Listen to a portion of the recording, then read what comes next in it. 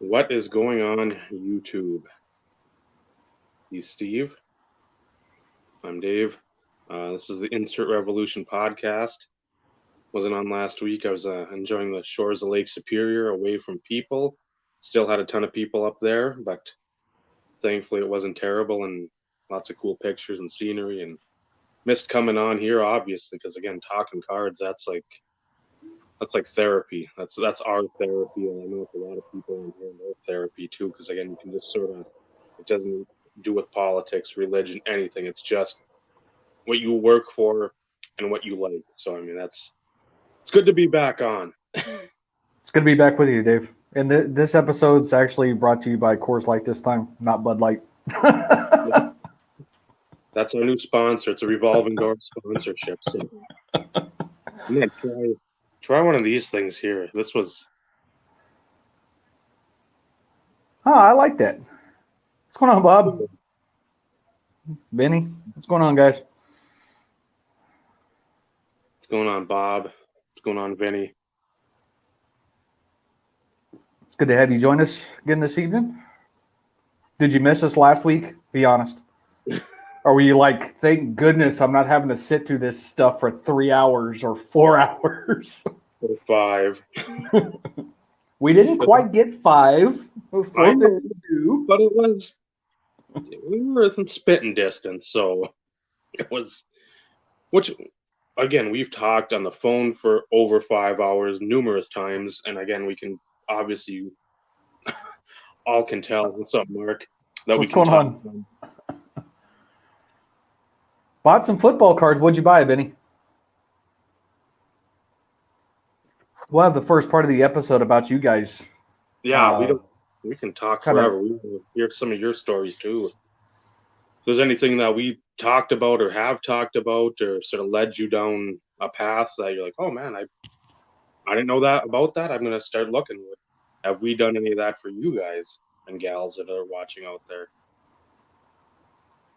But yeah, like we can talk pretty much sun up to sundown, and I mean we'll be tired, but it can be done. I don't think we're gonna try it. Exception.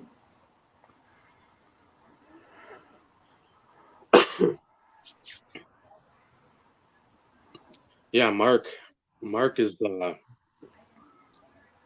he's stove.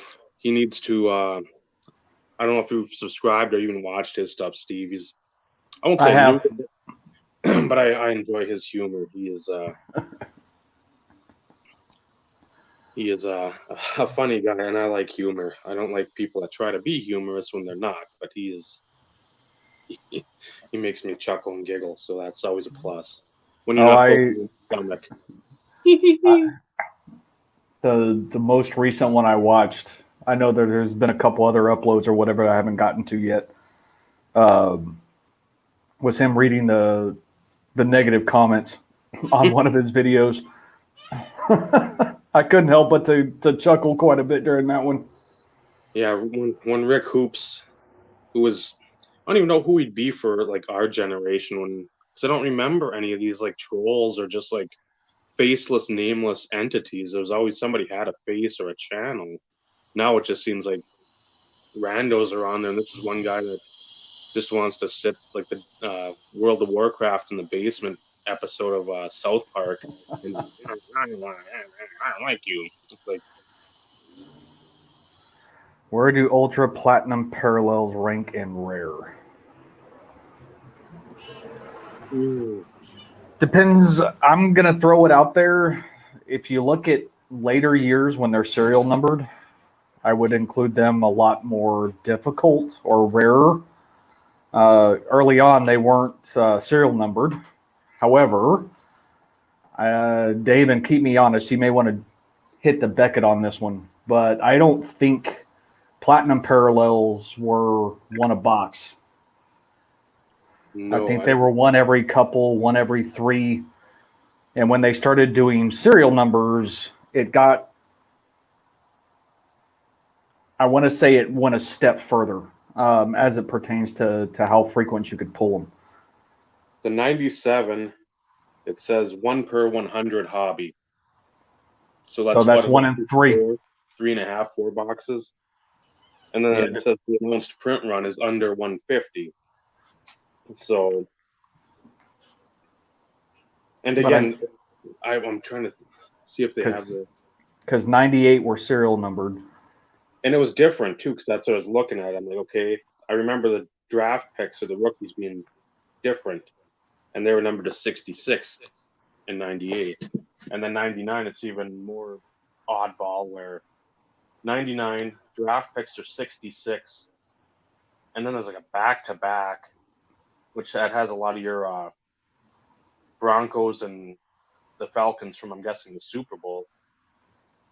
Those are numbered to 40. Yeah, and So, I've yet to see any of those either. so again, that's 21 years later, and if you don't see them, I mean, Those exceptional inserts are pretty nice. I have a small handful of them. I'm thinking I read a Troy Glouse from that. Is that like the? It sort of looks like the 97 EX. Or am I thinking of something else? Because I know there's a Glouse that I've got that looks. I'm trying to think of what they look like. Because it's not 97.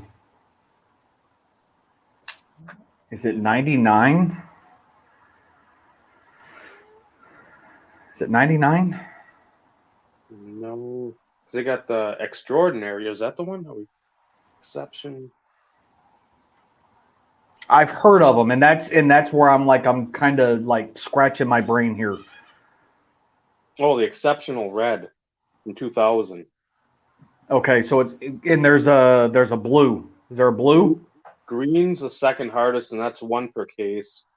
And then the blue is numbered to 100. Okay, yeah, I knew that they had additional parallels. I have some in basketball, believe it or not, but I don't know.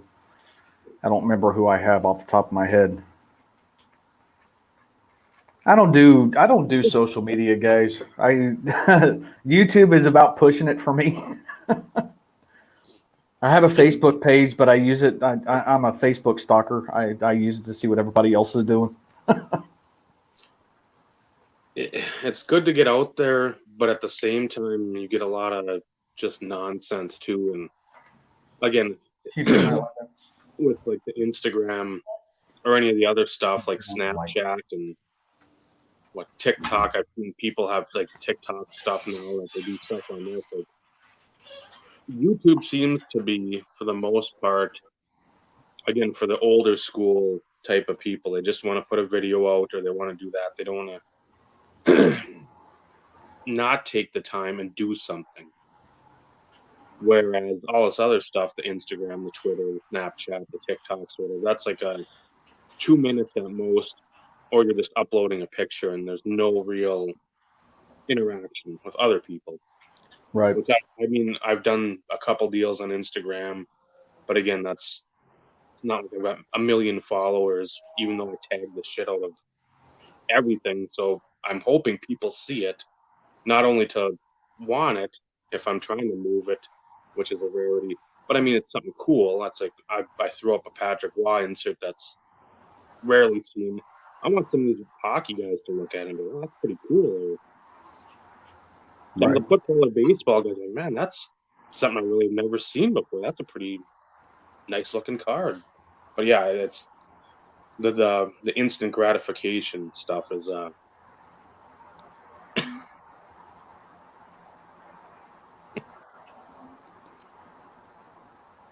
you search, I guess, if you do a hashtag and like what you're looking for, or like the search box on top, you probably have to. I Steve, have no freaking clue. Steve has like 2 accounts on Instagram and like 3 burner accounts, so I mean, he knows everything about it. Yeah. Okay. In what world are you coming from? So, Bob, out of curiosity, does that answer your question? I mean, it's all subjective, to be honest. I mean, what Dave and I can consider rare or may not be the consensus. I mean, everything is subjective. A lot of this, for the most part, is our opinions, as you very well know. But at the same time, just curious to know if you had a thought on that, or were we kind of in alignment with you, or just trying to get an idea. And some people may not like them just because they aren't ultra low numbered. You have like something like the Legacy, which again are to 99. They're cool. The Ultra Medallion, it's sort of that black and white, or that, so people might not dig that as much. And then they got like the die cut, I think in 2000 was like the little, Yep. I think Leaf Heading for the Hall baseball had like a die cut like that in 95. But I mean, you look at all the other inserts, the essential credentials, you look at the showcase, you look at like the radiance parallels, stuff like that, where people are like, wow, there's some pop to that card. And if you don't care about the pop, those ultra platinums, they're up there on the list. But a lot of people, and again, deservedly so, gravitate to something that really sparkles and catches their eye. So Right. it makes it nicer for some of the collectors that you can pick up. And I know Clint Hammer's fan one, he picked up the Deuce Staley recently, the Platinum Rookie. So I'm like, that, because we were talking about that, and he's like, that's one I want to get. I'm like, that's one try to get.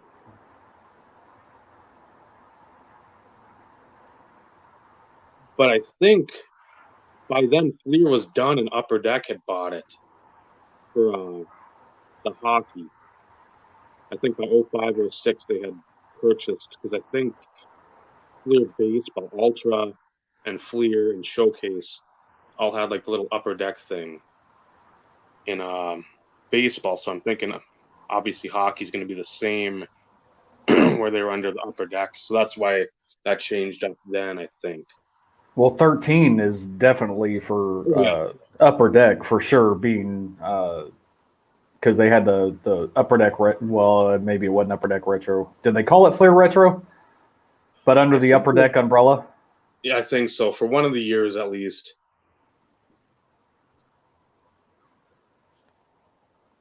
Yeah, because I know they brought back the PMGs for football, and of course not the same. And I think they had multiple variations. It wasn't just like the red and the green, because there's a blue, I think, like a light blue or a sky blue. I know I have one numbered to 5, but I can't remember if they called it magenta or something. Okay. And I know there's a gold, because I think after, what was it, 2 weeks ago, the episode, I just looked up precious metal gems just to look something up. And there was a Bishop Sankey from 2014, gold, numbered to 10. I'm like, okay, I'll like a $5 opening bid. I'll see if I win it. Didn't win it, but I'm like, that. Like, I wonder how many colors, because I mean, it wouldn't take much looking, but again, Well, instead of having the. I can tell you 2013. Because I think that's one of the last years that I have updated on my spreadsheet. Was 2013. I don't think they made anything for 15. 14 would have been their last foray into like a football only, even with the college logo product. So let me clear my filters here real quick. So 2013, they had 3. Okay. But so teal was numbered to 50, magenta was numbered to 5, and then gold was numbered to 1 for 2013. But I don't think I have. Oh, I do have 2014. There was nothing in 2014.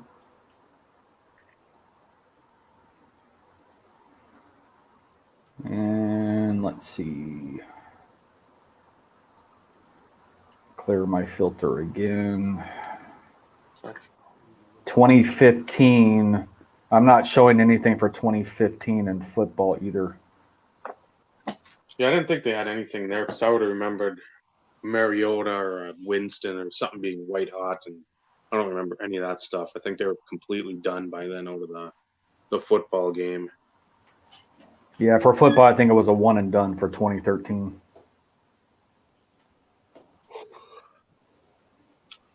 Which, that happens quite frequently, it seems, these days.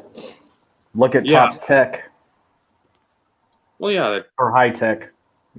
Yeah, they shuffled out around baseball last few years, and I don't know how well it's done. They keep on putting it out, but it's not anywhere near like the 98 baseball. Well, yeah, but you want to talk about like 652,502 different parallel versions that year, though. I'm the guy that used to live up here in Ely, moved out to Washington, who collects Ben Grieve. I know he was just because he collected just through 98, just through when he won the Rookie of the Year. And he would sit there and lament to me. He's like, I lost another lot. There's like 2 in there of the 5 I needed, and I lost it for like $30, and it's Ben fucking Grieve. Who else is going after Ben Grieve 15 years after he retired? Nobody. Right. Nobody should be. So, I mean, I don't know how many he actually got, but he would just always just denounce that set. Why'd they make so many stupid parallels? Well, but then later, people wanted them. That's the thing. Right. Well, there was a guy I worked with for a couple years, big Pudge collector, huge Pudge collector.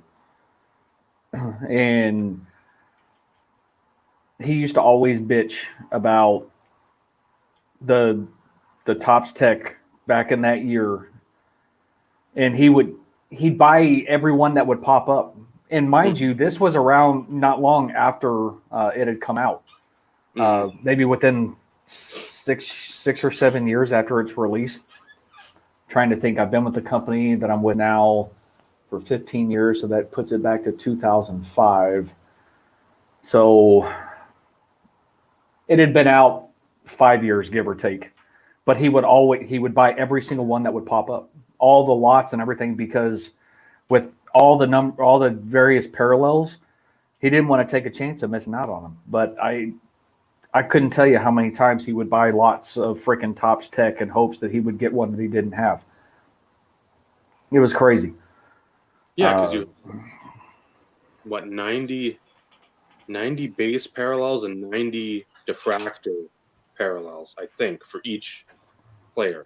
Oh, don't. I think there was 180 for each player total, and then whatever the card set number was too. I mean, it was obscene. And I remember buying those from Target for like $3 a pack, and I'm like, I know somewhere I've got a couple of those diffractors where even if it's a Travis Lee, you still can probably sell it to somebody out there that is an Arizona Diamondbacks fan or somebody trying to really go to an early grave and put the master set together. Right. Because, I mean, that stuff is just, they're beautiful cards, but again, you have to have the patience of Job to do any of that super player collecting and include that and just. Yeah, that's almost to the excess, to be honest. Yeah. But it's no different for us being a player collector. If they had Topps Tech in 98 for football, let's say, and I'd be doing the same thing. I did it in 2015.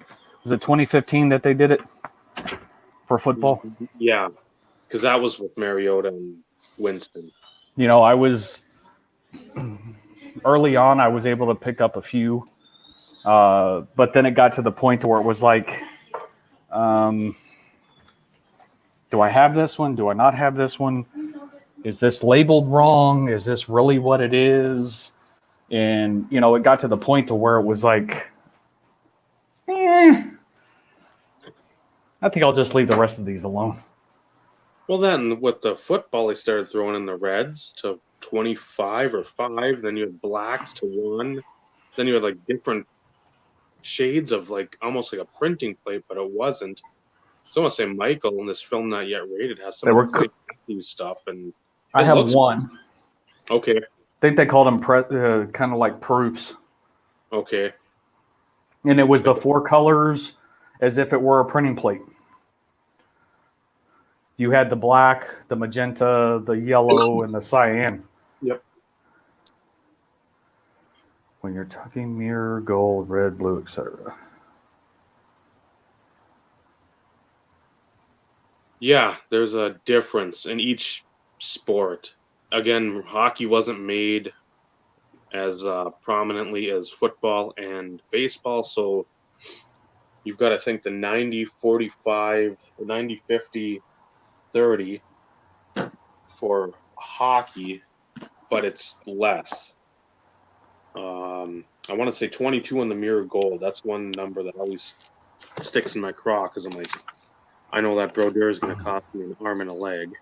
Yeah, because 97, they had stated print runs. They weren't, both 95, 96 and 97 had stated print runs. The only time that they actually had serial numbers is 97 totally certified. Yeah, and But those are tough to run across too. But for hockey, since I got that Beckett on first or out first, even the artist proof, it's numbered 1 of 500. They only say there's about 150 cards of those artist proofs. Mirror blue, 36 copies. Mirror gold, 24, and then mirror red, 72 for those. yeah, because 90, 50, 30 were the football. And I think baseball, I don't know if it was 90-60-30 on the baseball, but I mean, it was, I think, basically the same.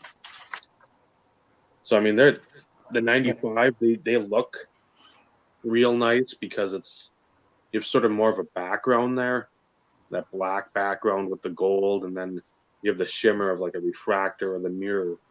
I like those, but the scarcity of the 96 or 96, 97, when you talk hockey, that's what pushes those. Well, then above. of course, yeah, but then of course 95, that was the first year that they did Yep. mirror golds, and that's all it wasn't. Yeah, there wasn't any other parallels or artist proofs or any of that stuff. It was straight, that was mirror gold, and that was it. And then you have the mirror red premium stock too, and those are limited 20, and that was football only. Yep. And those ones are. But then you had the platinum in baseball. Yeah. And did they do platinum in hockey, or did they just do it in baseball? Well, for 97 they did. For like 96 football, I meant, for like they had the mirror red premium stock. Right.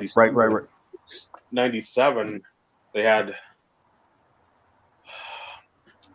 and this is one where I actually need to have copies in front of me, because I know there's the totally certified platinum, and some of those are like to 59, and then there's like a platinum, or there's a totally certified gold, and then there's a totally certified platinum. So the gold, I think, was to 59, and then the platinum was to 25, and that has more. See, I thought it was 20. Because it's. Where are you? Don't hold me to that by any stretch of the imagination, but 20 is what sticks out in my mind. Okay, certified platinum gold.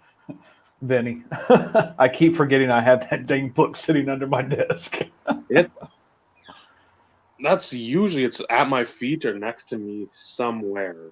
I'm always leafing through it for just, not price wise, just to have some sort of semblance of like, okay, I see this card, I don't remember it.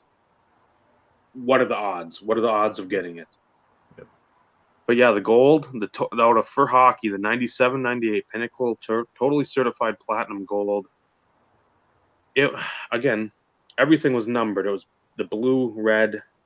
The red was numbered to 42.99 for goalies, 61.99 for skaters. Blue was 25.99 for goalies, 3,099 for skaters, and then the gold. And then I'll get to the mirror after this. 59 goalie cards, 69 skaters, and then. And this is totally certified, right?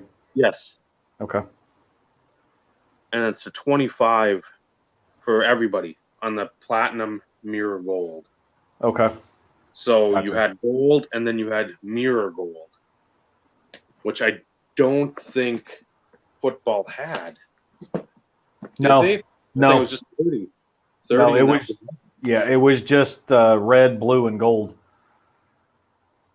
Do we have to come have a conversation with your wife, any? That's like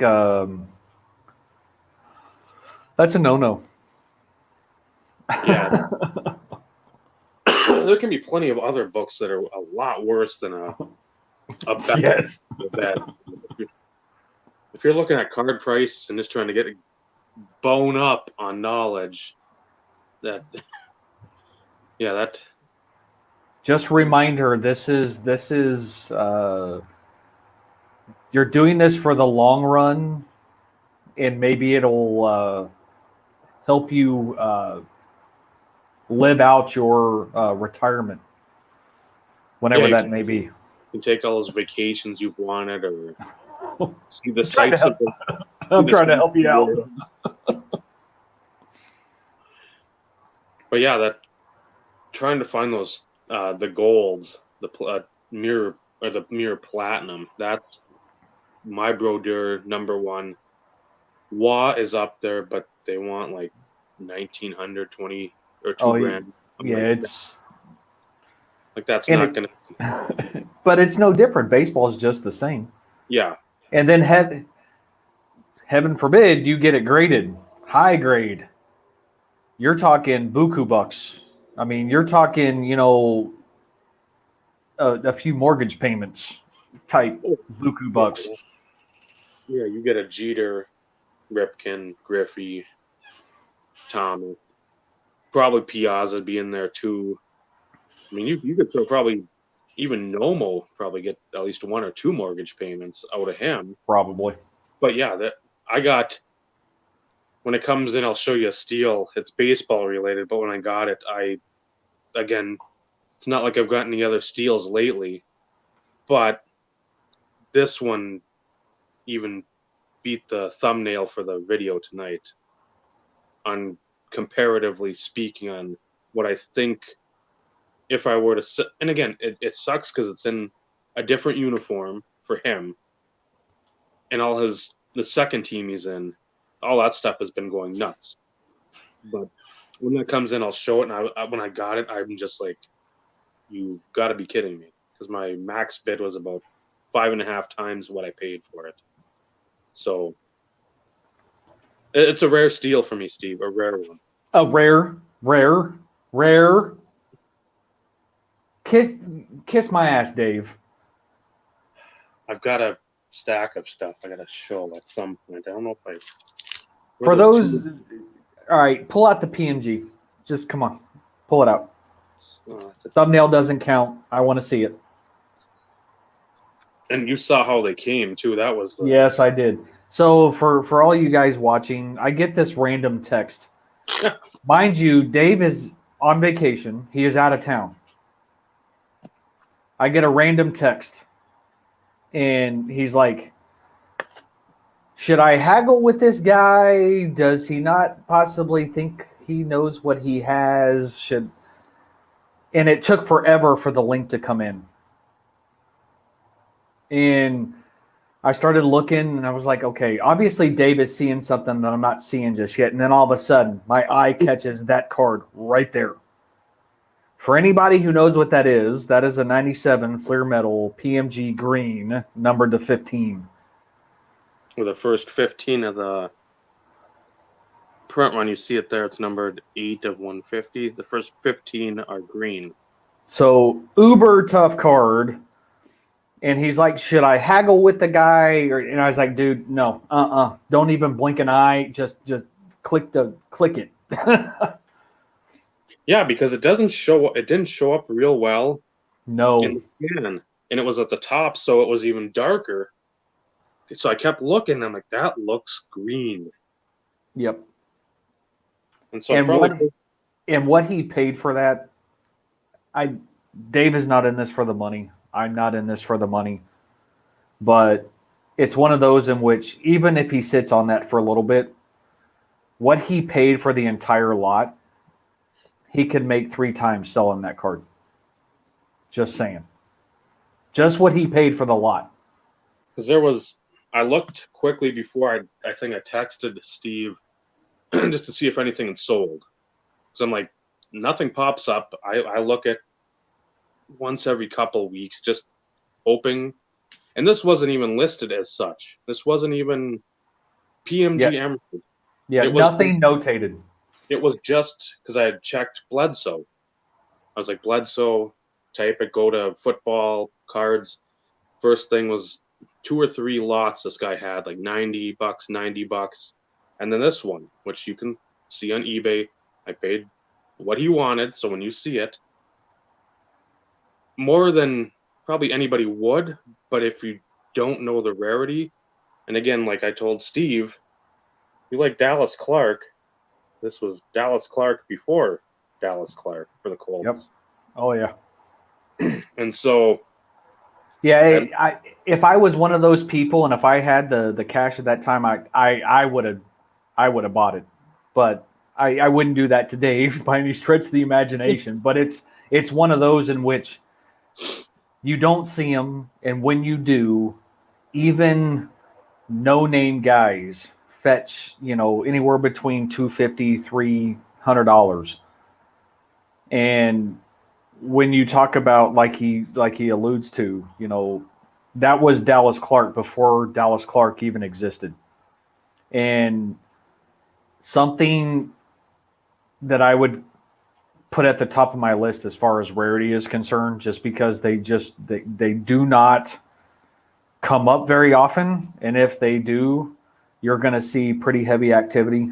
They may go for cheap, but you're going to see a crap ton of bidding activity on them just because you don't see them. Yeah, because if you've got a team collector, and even if it's like a cowboy of, I don't even know who would have been back then, just a scrub. Let's say. Don't give me the lion. Who cares? Who cares? Yeah, I mean, you're going to pay anyone, any amount. Because again, Kevin Hardy, we looked it up, over $400 for Kevin Hardy. Yep. And that's a Jaguars linebacker that flamed out. I mean, he's a high pick, but he flamed out. That was a second-year card from that flamed out within 5 years. Injuries and just caught up with him. But again, that was to see that, and I was like, ugh. I didn't want to pay what I paid, but at the same time, it's like looking at the Hardy, knowing Ken Dilger is a remarkably better player. Yep. Had a longer career. Again, when you talk Manning to Harrison, Dilger were the 3 before Dilger. I think his knees or his back started going out, and then he was out of the league. I don't know, must have been mid-2000s when Dallas Clark really came on. But yeah, it's to get that for any price below what the Hardy went for is pretty much. You pretty much, because everything else in that lot, at least from what I could tell, wasn't worth a damn, to be honest. I mean, there's some rarity type stuff, as in box ratio pulling. But at the same time, nothing near that. Who's in the set, Vinny? Just curious. I'm not a big hockey guy, but that's interesting that you would throw that out there. that's kind of cool. Oh, so just the rookies. Okay. That's That'd still be kind of a cool. cool deal. Yeah, if you had like a 25 card set, let's say you had 12 of your top rookies and then you had like 13 vets. That's where I think you'd have more activity on that type of set. But Yeah, again, I'm sure. I think that's a little high of a price point. But, Yeah. are they numbered or are they a stated print run? I don't know what those would be. Again, if like I can imagine they're numbered to something because again, if you're at like a conference or whatever, an employee set, and again, in this day and age, if it's last year and this year, to maximize the value. Yep. But yeah, there's nice stuff for me just to look at like Okay, so 199. a couple Natron 24 carats. Okay, so rarity though at least. Yeah, Thurman Thomas 24 karat warp speed. Donnell So Wolf 24 so karat. it so it wasn't 100% garbage, so to speak. And again, I like the design of these cards because again, you cross over baseball and football. But I mean, it's not rare. It's to 5,000. But I've always loved these cards. This was tough for me to find of Kerry Collins. I remember serial numbered 965 in the back. That's a cool looking card. Images die cut from 95. I So was going to cop. ask, is that 95? So But then rookie. I love these. So Jamal Anderson, it's not gonna there picks up a little. It's Dirty the Bird. so it's not the rarest of the rare. Again, maybe $1 card, but again, I love the die cut. And then Fleer Baseball took this design. I'd never seen those before. I didn't realize that was a die cut in the picture. 2 years later, Fleer had the same sort of design like this for the team leaders with the die cut on the end of the head. But I mean, again, I think those are one per box. This was the toughest of those illusions. It's I think the Spectre Illusion Elite. Yeah, I have. And then they have a Super Bowl version of that too. Yes. I have. So, I was in random snag one time. I picked up the Terrell Davis and didn't even realize it was mislit. It was mislisted, mm-hmm. but I knew it was one that I needed. And then when I got it, I was like, "Oh, I got a better end of the deal in this one."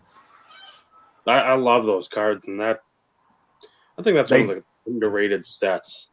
Yeah, they dance. You got a deep rookie class. You got Jamal Anderson stuff in there, which Wheatley Platinum. I mean, again, these aren't worth. Only bad part on this Harrison's got the dinged corner. Nice Press proof. And then again, Troy Davis. There's a couple others in there, but nothing. And a Hostetler. I don't know if there's a non-die cut to that, but again, anytime you have Jeff Hostetler on the insert card, you know somebody is upset. He shouldn't be on any insert cards. Yeah, but like I always said, I mean, when we were going back and forth via text message, I was like, on that deal, you're pretty much paying for the Dilger, and for what you paid for that, knowing at a bare minimum you could at least double what you paid at a minimum. To me, that was worth it. Like I said, we're not about the money in any of this. Something that I put up there on the top list of just ultra rare parallels that you just don't see, that still hold a premium all these years later. It's really cool to actually see one of them in person, regardless of who it is. Mm-hmm. Yeah, because you're not gonna find them. I've mentioned in one of our past episodes that I saw the Collins and the Beckett message boards way back when. And that was like $75. And I was like, man, that's too much. Now I would kill to have that for 150 because I know it's going to cost me a ton. 15, 16 on the slab. Is that an upper deck deal? Like an exquisite thing to where they do re-releases because of whatever reason? Because was it exquisite and immaculate that like reissued cards from years prior, even though it wasn't a 19, whether it be an 18, 19, or 2020 product, whatever, but yet it was previous years? Upper Deck has done that. I think with Ultra when they bought that for hockey. I'm trying to think what year it would have been. 07? 07 or 08, I've got a buyback number to 25, but it's the original Ultra card of like Kirk Muller or somebody. But I got it for like 99 cents, and I was like, well, that's cheap enough. I'll take a flyer on that. But yeah, when they start doing the buybacks and people aren't even aware of like what's going on, like, oh, this is like the original card. No, it's, and then you can't even fit all that stuff on like the flip. I mean, imagine trying to put it on a flip like that big, trying to have, oh, it's this card from this year, but no, it's this set actually, and then it's numbered, and you're gonna need like a scroll or like a little button so you can slide out another piece of the flip. Yeah, I would definitely agree on that, Shaq. It's either that or somebody got really freaking lucky.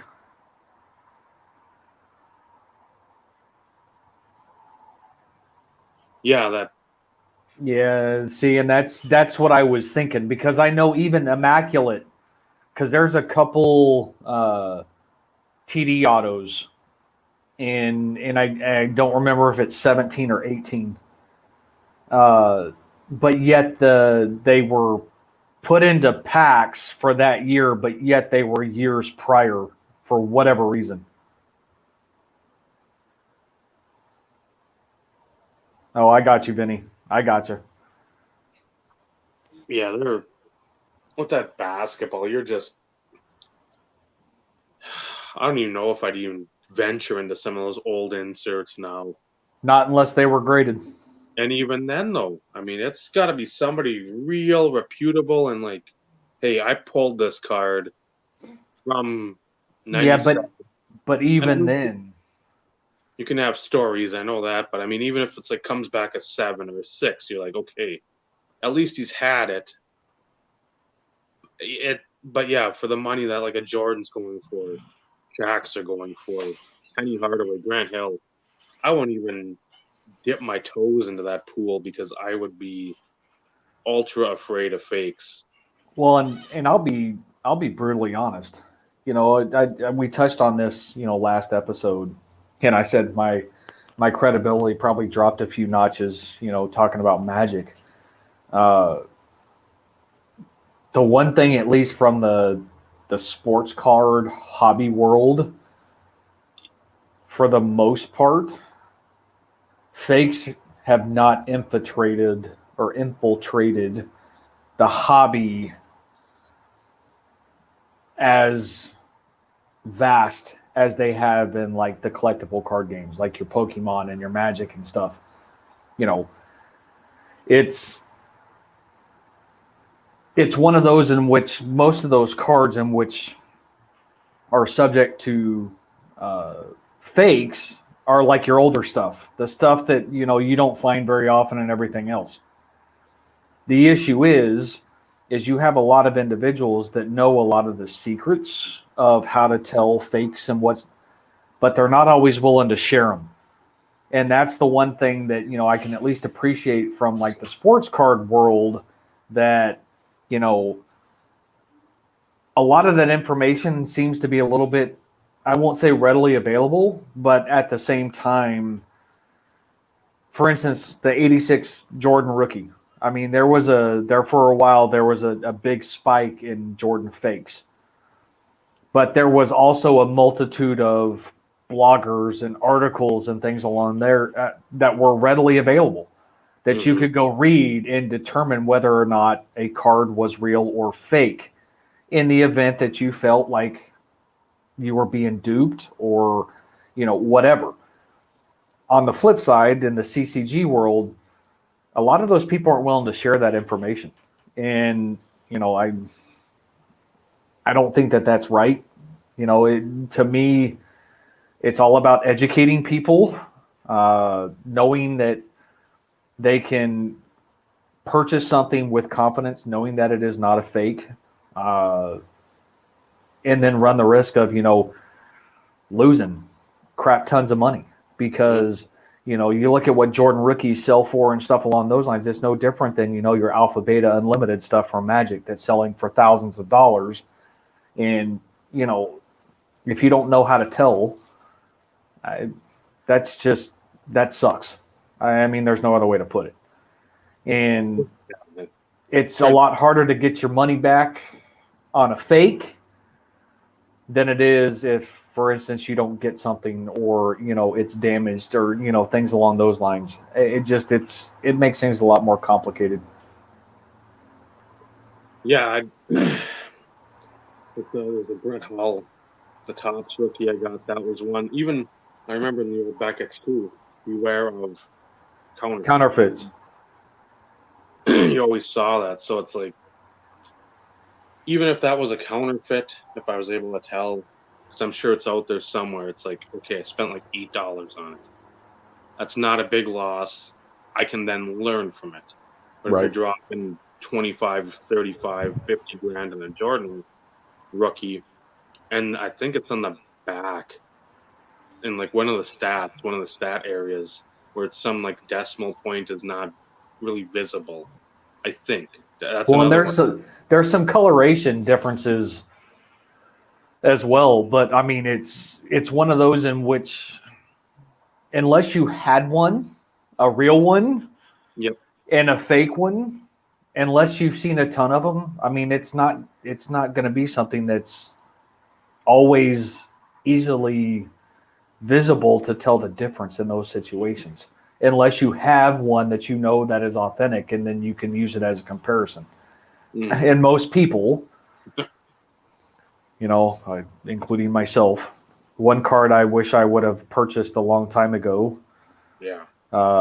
Even in a 7, I would have been satisfied.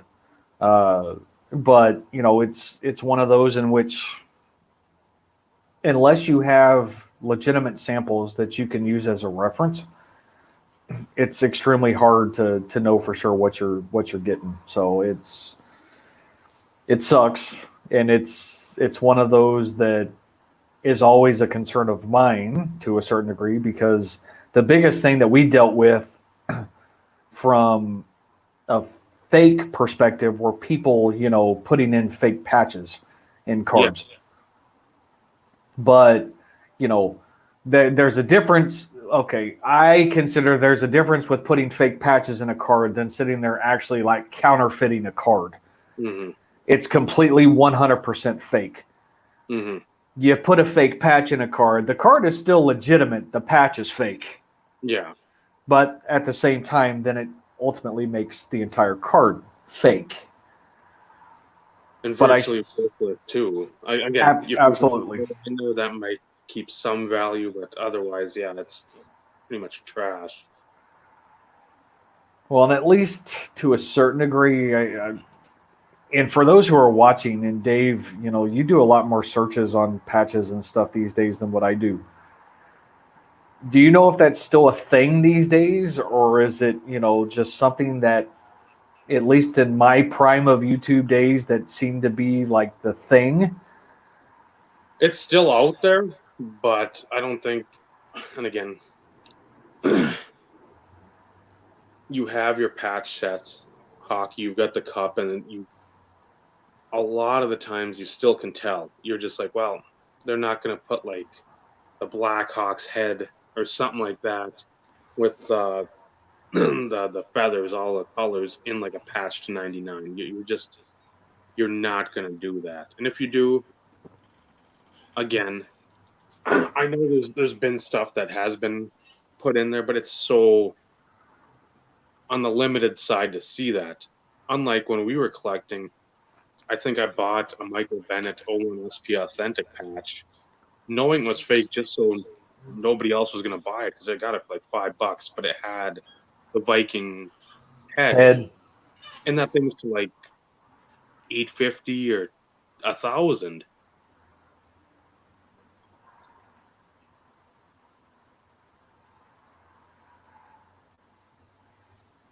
See,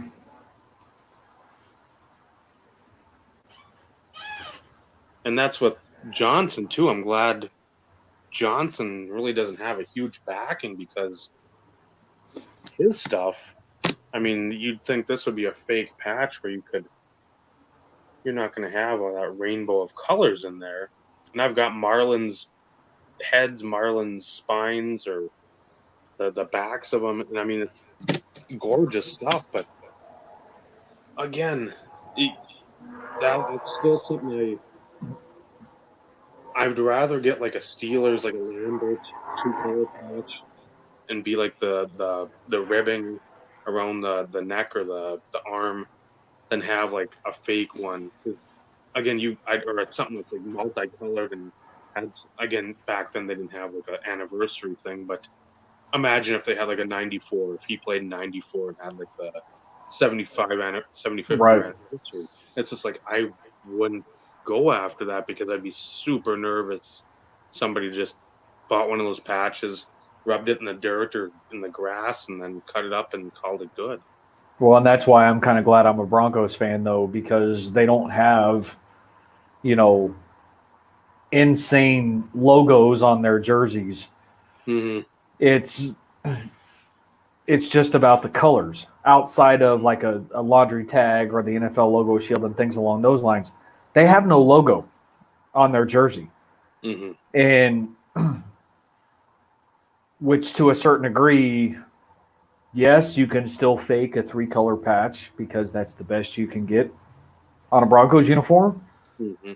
But at the same time, 3-color patches are a lot more normal when it comes to football products for teams that don't have, like the actual logo. Your Steelers, your Raven, uh, your Viking head, stuff along those lines. Not that you don't see those in cards. You do see them, but usually they're in your more limited number sets and things along those lines. I collected Oh, Ugly for no. I get it. I get it. But it's no different if it's Joe Schmo, Dan Ugla, or frickin' Derek Jeter. You are always going to have somebody out there who's going to claim that they know something to be fake, regardless of what proof or anything else because we live in a digital world. For all he knows, you could have edited that video. You could have. Mm-hmm. Then again, those of us who have been around long enough, you've been around for an extended period of time on YouTube. I know you watch my videos. You comment from time to time. I'm not, for those of us who have been around long enough and you're doing something and you're busting a product online and you pull something that's just absolutely disgusting, why would we think anything otherwise? Now, there are going to be people out there that may try and do something like that, but this community was built on trust and honesty. Mm-hmm. And for those who always carry themselves with trust and honesty, oh my God, who the fuck is this guy? Jesus, who People are. opened the door? What's going on, Chris? What's up, Vintage? Man. Yeah, it's just the way it is now. Everybody's going to have skepticism. Is it real? Absolutely. And again, for the most part, if it looks okay, it's a Larry Fitzgerald 2-color patch. I'll buy into that 10 times out of 10 because, again, why you're going to fake a patch when it says, and a lot of the things that used to be in football, not much, man, just babbling away like we usually do. What you used to have, Ultimate Patch, 2003, I think. I got a bunch of those. Sure, they were numbered to like whatever 175 or 225, but on the card it says Ultimate Patch. On a lot of the other cards it says Prime variation or Prime version or what Prime. So you're not just getting the seam or the air hole part of the jersey. You're getting something. I've wanted to count up the minutes I've talked in my videos or the minutes my videos have been. And I think I got through like 2014 and I was just like, I can't do this. This is it. I don't have enough time to add all that up. I don't have like the Bill Gates or the Stephen Hawking calculator at my disposal. It's good to see you too. Good. Make a video. Just one. Just one. Yeah. Say, hey, how's it? Check in. Still around. Show off the new collection, Chris. Yeah. Doesn't always have to be cards.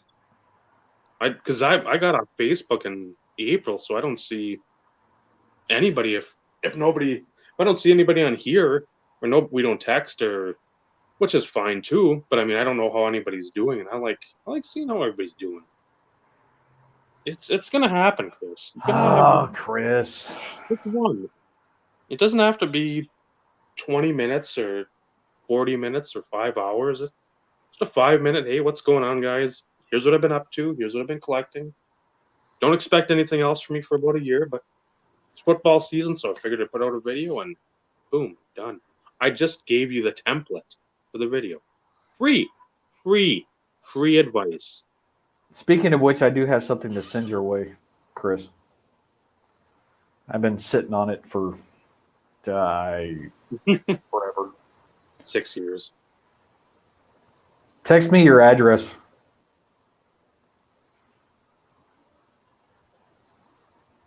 I bet you'd see a lot of views and a lot of comments. You would see a lot of the people. What, on our first or second video, we got James fight on 5-2 out of the cobwebs. So I mean, we had Joe come out last or 2 weeks ago. The Cardman 64. He was in here for a good while, and Clint has been on here more, and he's made a couple of videos.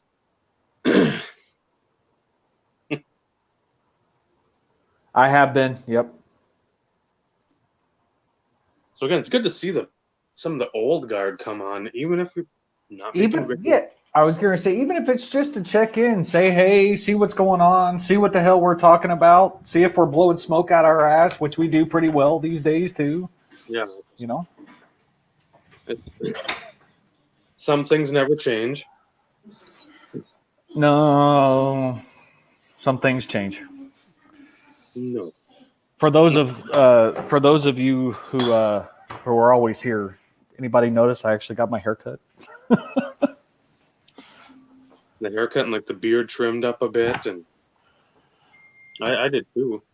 Oh, the freaking the hair craziness was nuts. Sorry for the light, guys. I'm trying to pull this card real quick because I'm pretty sure like hockey. You got like the hockey playoff hair and the stubble. Ah, nice Megatron. See, like that. That's a nice patch. But yeah, I've been sitting on this freaking forever. So there you go, Chris. Make a video and it'll come your way. Well, no, just shoot me your address via text message. And since we were talking about, the whole rage buying, I was coming in here to pull this card so I had it when we actually got to that subject. If I can find it. Yeah, that swap size was amazing. I mean, it took up like 3/4 of the card. I know you don't, Chris. But that's the thing. You don't even have to be. Just like I said, throw up that video, then put it in the archives.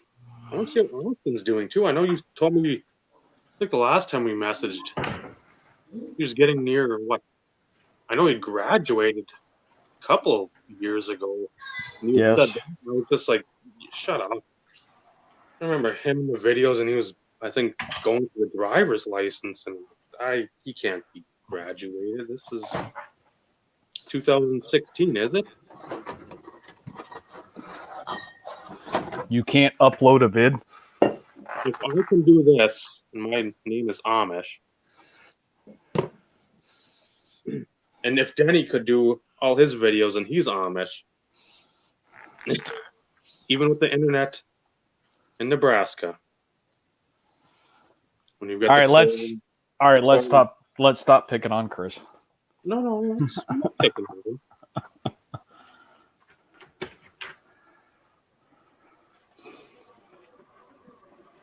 Yeah, Dave, it makes you feel old, doesn't it?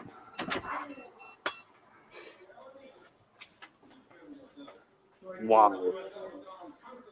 And hell, I can't remember the last time when was the last time, Chris, you and I chatted via text? It's been a while. And I know you just turned 21.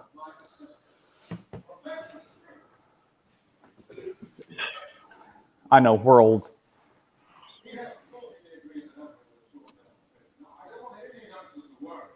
That's the only bad part about like this type of the platform.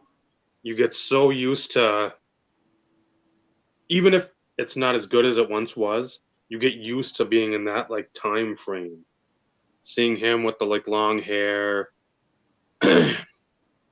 busting product, showing off cards, and now he's 22, living with his girlfriend.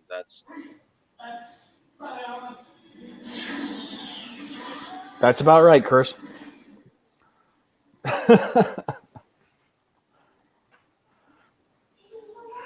That's about right. But you know, that's the way we do things. We get caught up. good. Some things good that don't change. Can't have everything change.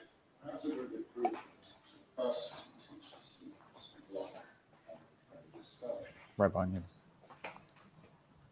Yeah, but he's doing good. Is he going to school at all, or is he just working, Chris?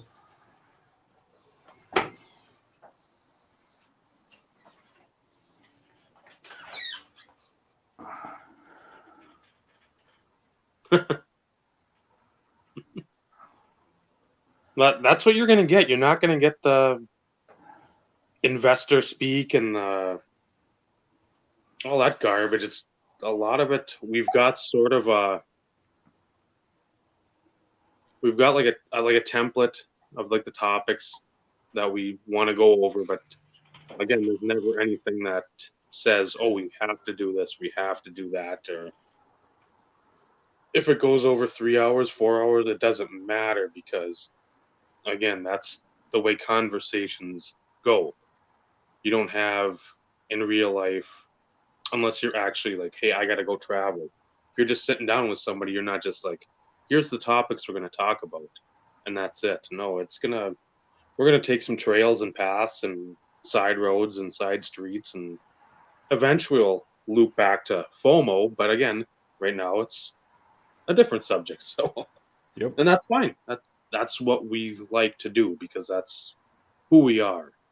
Well, and it's, also wanting to make sure that everybody feels like they're a part of the conversation and can ask the questions and, things along those lines. And that's what makes this, so enjoyable for me, is the interaction and listening to others' stories and stuff along those lines. Granted, I know it takes longer because everybody's having it tight, but still.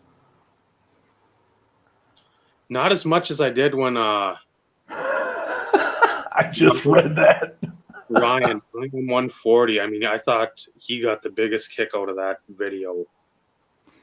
back then. He's like, you can't have that much. Like I do. Not anymore though. They got the box size decreased like every other product that's out there, and I think it went from like a 9 or 10 ounce box to like a 6.5 to 7 ounce for most of that stuff. By the family size, Dave. By the Which family I have size. at my grocery store, which is good. Always by the family size. And they don't have every kind. It's like just the That's true. macaroni one, and then maybe like a stroganoff or something like that. But Yes, he did, Chris. yeah, that was fun YouTube times too, because we allowed each other to show stuff into our lives. It wasn't just like, here's a card, subscribe, bye. It was, we'll have stupid videos for fun contests that make sure you put yourself out there, and so you can, hey, I didn't know that guy liked wrestling. I'm gonna start talking with him a little bit or watch his videos, and or hey, that guy likes hunting. Maybe I'll do something. I'll look at some of his stuff, and you sort of cross promoted and cross branded people. That that night sucked. That was so much work. Oh, Well, for us old school guys, we talk about this though frequently. You know, back in the day when blog TV was prevalent, you know, a lot of the times all we did was sit there and shoot the shit. Every once in a while, maybe there was a few cards that were shown, few boxes maybe get open or something like that. But for the most part, we sat there and just shot the shit. And that's really where the a lot of the friendships started building, was just hanging out on freaking blog, man. hmm that was the thing. I mean, yeah, you'd have some, like, let's say Scott wanted to sell a couple cards to get like a Ike Bruce. So we'd have a little Raz. We'd have maybe 2, 3 of them, or here's something for $10. Here's something for 5, whatever. And we'd go, oh, I'll take that. I'll take that. Then it just get into drinking, music, and BS. And I Yep. mean, that was, you'd think it'd go for, you jump from somebody's room at like 6:30 or 7, then like at 8:30 or 9, somebody else would go on, and then maybe somebody at like 11:30 would go on. Yep. That way you didn't get burnt out. It was like an hour and a half. So,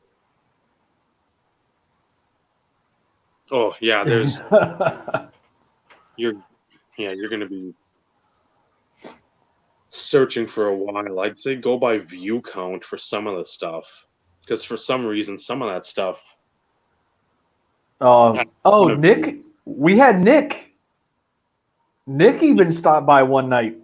Yeah, which I just about lost my shit because I love Nick.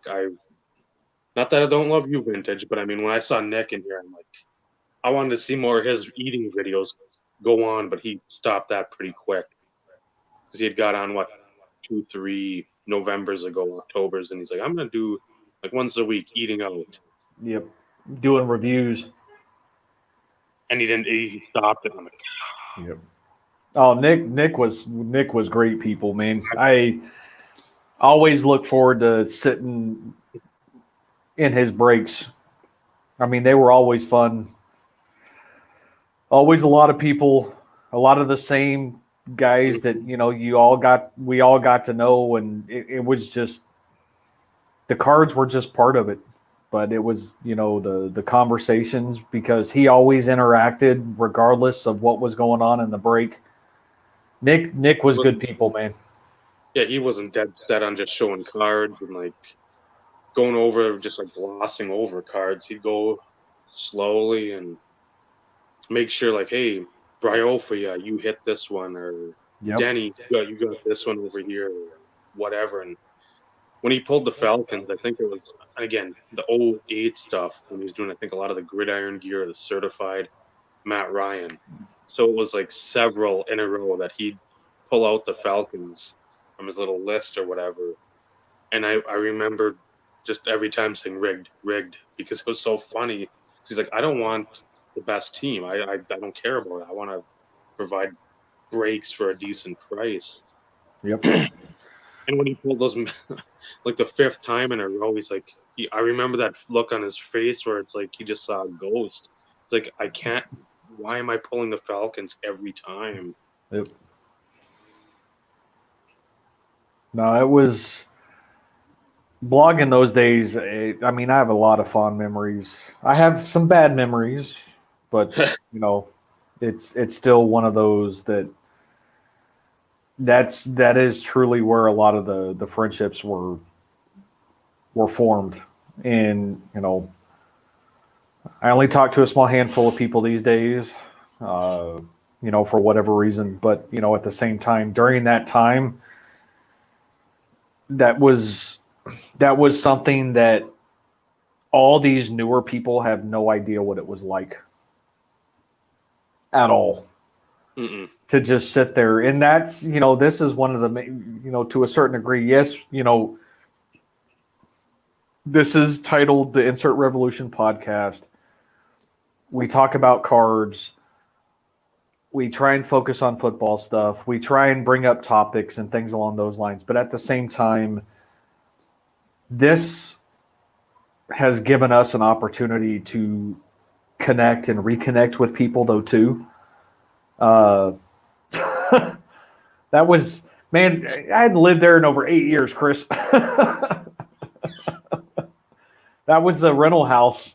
Yeah, remember that The Christmas snowman, tree, the snowman. remember that. But it's this gives everybody an opportunity though to connect with people. And like I said, yeah, we talk about cards, yeah, we show cards, we talk about super collecting and things along those lines as the main topics. But at the same time, this gives people the opportunity to. I know that damn snowman. I humped that snowman. For anybody who remembers watching on Blog TV, pulling my Tim Tebow certified mirror gold quad relic autograph, which was a huge card because Broncos fan. I ended up humping the snowman live on Blog TV. So I might have scarred a few people in those days, but I didn't care because that's who I am. But the fact of connecting with people and interacting with people, and that's a lot of what blog was in those days. And Dave still being heavily active still in the community, so to speak. Me, on a rare occasion, you'll get a video out of me. But the situations like this, these were like the good memories. Bringing in co-hosts throughout the show, and just shooting the shit and having conversations and talking about life, and it just that is what builds the community, hands down. It is truly building the friendships, and that's why, Dave, I know you always close it the way that you close the podcast always the way that you do. It really is about the freaking friendships. So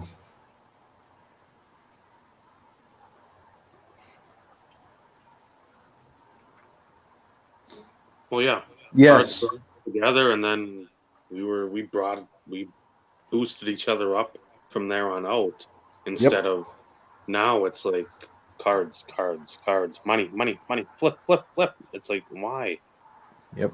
Why? I mean, the money. If you have something, like I had the stuff, I sold it. Stuff that wasn't. But I'm not sitting out there and actively just trying to peddle this stuff to people. I showed it to a couple other people. They said nothing, crickets. That's fine. I'm not going to sit there. Hey, you want it? It's going up. It went up $15, $20. Who fucking cares? Yeah. Again, if you see Terrell Davis, there's a guy that collects Terrell Davis. I collected him back in the 95, 96. Let's see what he's got. And I started watching Steve. And then it's like, oh, I'll be on blog tonight ripping boxes or whatever. Oh, shit, let's go there. I want to. Again, if he's collecting Terrell Davis, there's one thing that I can get behind, even though I don't care for the Broncos, being a Chargers fan.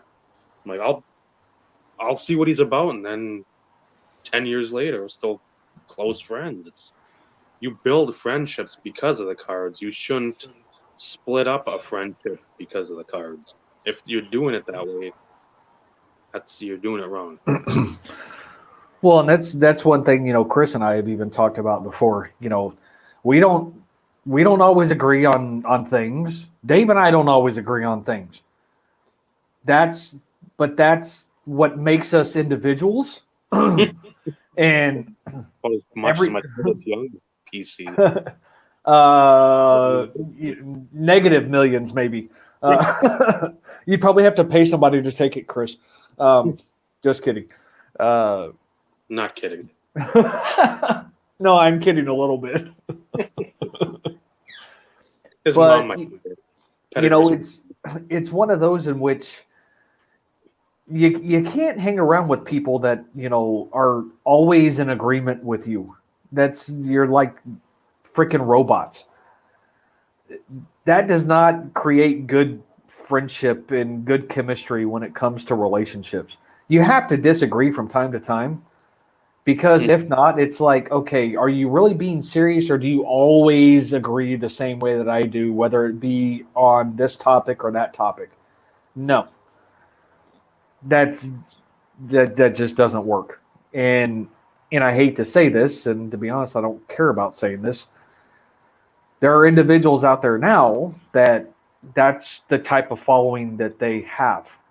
They're always going to fully 100% agree with what somebody is saying, or their beliefs, or their speculation, whatever it is.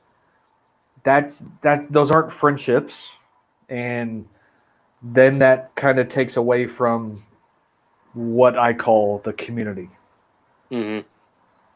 Well, yeah, And there's a few of those now that I despise, and I'm not. I don't, like Chris said, I don't hold my tongue with the people I despise and the people that follow them like troglodytes and lemmings. That it's if you agree with everything this one person or two people or 10 people say, that's not building up a community. That's just building up a false prophet. And that's not what we need in the community. We need people to band together, to look out for one another, to build up a sense of community. Not, hey, this guy's on a pedestal. Let's make sure he's on that pulpit even higher. No, we don't need those people. Those people need to go away. And quickly. They've yep, won out their welcome long ago. yep. We looked out for each other. It wasn't about who or how much money we could make off of somebody. We it was always looking out for one another. You built those friendships. You looked for stuff for people. You thought of you know individuals as you stumbled across something. Uh, Whether or not it was just a text saying, "Hey, I stumbled across this," or "Hey, do you have this?" You know, it's it's just not what it used to be. No, everybody. I get it, Chris. I get it. I watch a small handful of people these days, small handful of people. And it's because I like what they're showing. I'm not friends with all of them, so to speak, but at the same time, us doing this podcast every week, you know, we're building extensive friendships. Vinny is here every night. Mhm. Daniel, who I haven't seen post in some time, Daniel is usually here every night. Uh, uh, Bob Lewis shows up for a little bit. Bob usually pops in on and off throughout the night. And I know that there's others. Clint, Cole Hamels fan.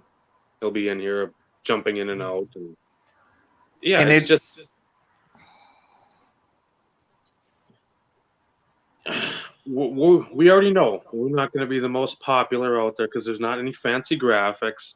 We're not espousing gibberish and advice and go look at card ladders and stream stocks or slab bags or whatever the hell's going on. We're going to give you conversation like we're sitting across the dining room table at National, at a card show, at a wedding, where we're just BSing. Steve's usually got a drink in his hand, and that's fine. If I had one, I'd probably be sleeping, which may be better for the viewers and the ratings, but it's not.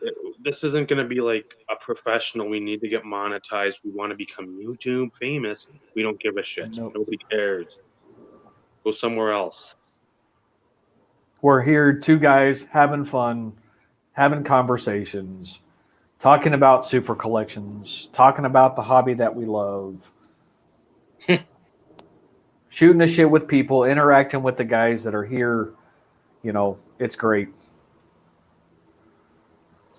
Well, that's the thing too. It's you see all these other podcasts. If they're like a big one, or like a big weekly show or whatever it may be, they're not talking with people unless, guess what? Joe, that's the next thing. Yes. Yes, we are. $5 million. $5 million to start. Yeah. I gotta get my Terry Collins and probably a Bledsoe and maybe Curtis Martin. Emerald, PMG, he's got to get Terrell Davis. Let's get him an Elway one too. So No, just spend that just money. just the TV. And you're the guy that's going to pay that money too, right? All those memberships will sell. All that advice we're giving away. Yeah, it's you don't see anybody. That expensive free advice that we're giving away. Ed, he's usually in here. Wesker Griff too. He'll come in at some point in time and start talking about the charlatans and those type of folks. All right.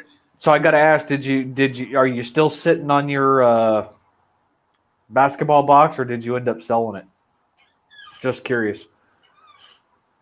Your Prism. Yeah, he had a Prism box, not you. Oh, I was gonna say, I'm like, come on now. I sold some stuff. You know that. Joe had one? Yes.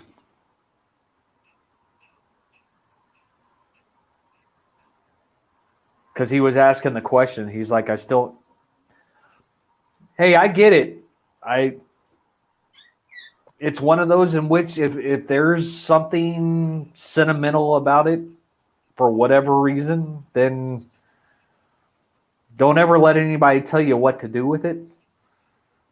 But if it were me, this is my opinion, if it were me, it would be gone. What year? Crap.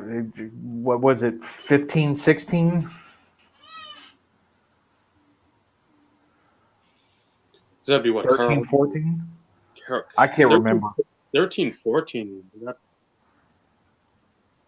would be Giannis, I think. Maybe? I don't know. I think 13, 14 was Giannis. And then 15, 16 was Karl Anthony Towns. Oh, I can understand why you would be 19, 20. Okay.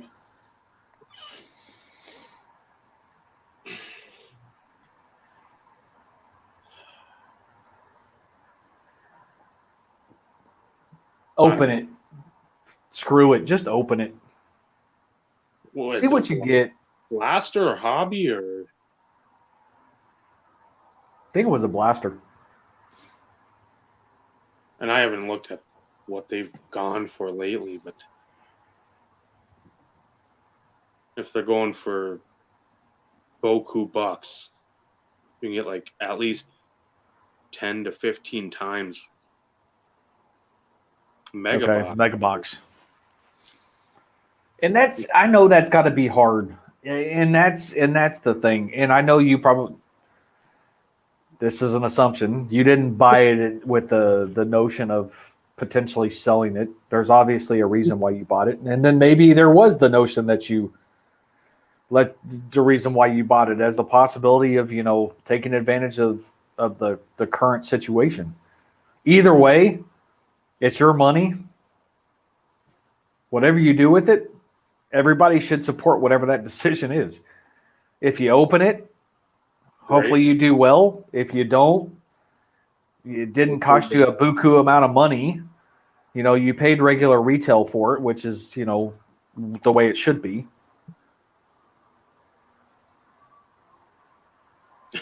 No, that's because I have a kid. But they're watching a movie inside. That's why I'm sitting outside. So then open it. Yeah. Enjoy it. Yeah, because guess what? You're probably not going to find another one of those unless you want to pay whatever the going rate is. But put it on video, Joe, so you can put it on YouTube. So when you do YouTube? What's YouTube again? Does the that still exist? it does. So unfortunately for the people that are in here right now who happen across this video down the road. Yes, Chris. I have a beer assistant. Beer me. Not this evening. They're watching a movie, so I decided I would spend most of my time sitting here outside. What's the weather like down there? Still blistering hot? No, it's actually not too bad. It's a nice little breeze. Fall's kind of in the air. We're supposed to have we have rain in the forecast, I think, all the way through Saturday. Or Ed Bird, I think we've talked about that before. Ed Bird used to do that quite a bit. 40s? Yeah, I wouldn't be sitting outside. It got below freezing last night up here. Did it? Yeah. Well, hell, I know Colorado set a record for heat and for snow, like in 24 hours. Well, it's not too far from Chris then either. It's what, a state and a half over if you count, because he's on the far eastern part of his state. But yeah, I think it's supposed to warm up a little, but yeah, it's not. You go a week ago and it's 80 out, and today the high was maybe 50. So it got to 91 today, but that's ooh. Is that going to pull up in it? Or is that light just, oh, that glare is not going to do any justice. Wow. Maybe I need to turn off the light. I was going to show the forecast. 82 tomorrow, 72 on Thursday, 81 on Friday. So it's starting to cool off, but then it's back in the upper 80s again over the weekend.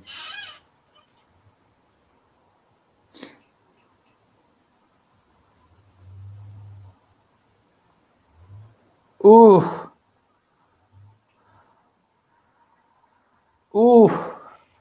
That'd be hard. That'd be hard not to open it, knowing that there's always that possibility of those good old golds. Yeah, when there's a chance to hit a. Yeah.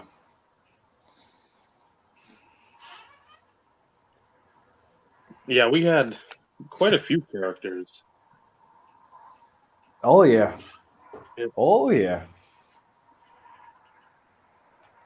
We've talked about the ram head hat.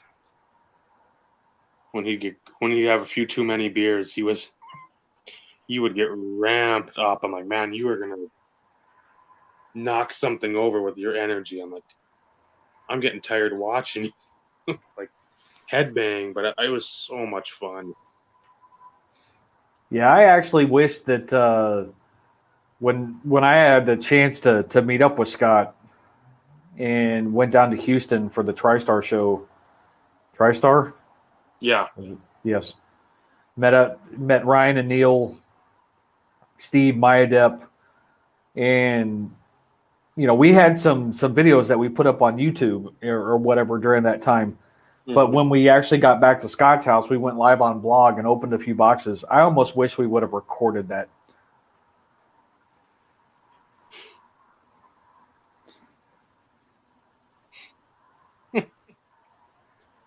Because we had a blast.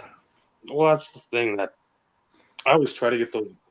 Because again, like I mentioned somewhere, maybe it was during that Hobby Palooza thing, the '09 National in Cleveland. Elon, who got me looking at YouTube. I didn't even know that was around then. I was in like true Amish roots then. I didn't know any of that stuff. I wish we would have done videos then. It would have been ridiculously awesome, ridiculously fun. And to go look back at that stuff now, 11 years later, instead of, okay, I can tell a story. I remember it was great, but I wish we would have done so many more things with videos. And again, I know digital cameras at the time were astronomical. Yes, they did. Techno was a crazy man. That guy was nuts. What up, fuckers? Yeah, he just had some. I was like, if you snapped him the wrong way, holy balls, it was. You need to watch out. Yep, exactly. The memories, and that's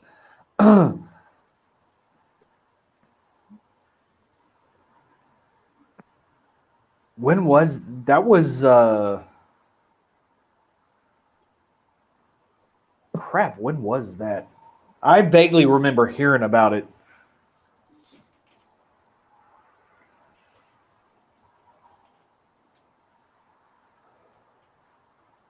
But that's been one cool thing, though, to a certain degree. You know, who has jumped on and just come and chatted for a little bit. Yeah. It's it brings back those memories of, like I said, hanging out on Blog TV, and of course back in the day, Blog TV, the whole co-host thing was you were big and your co-host was like really tiny. At least with this. And then you could do like the little whatever, you can make the co-host bigger, but that was only if you had to like go to the bathroom, you had something you're gonna do. Otherwise, they were always whoever's hosting was gonna make sure they're the big person.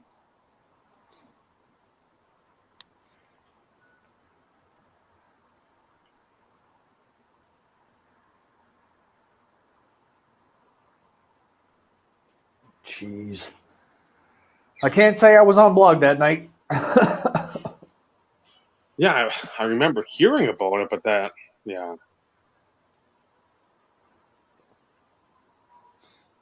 And that was the only bad thing too. It's like you wanted to be on all the time because you didn't want to miss anything, but it was like it wasn't feasible. It's just Yeah, to a certain degree you had to pick and choose. You had your normal people that you always wanted to go hang out with and spend time with. Mm-hmm.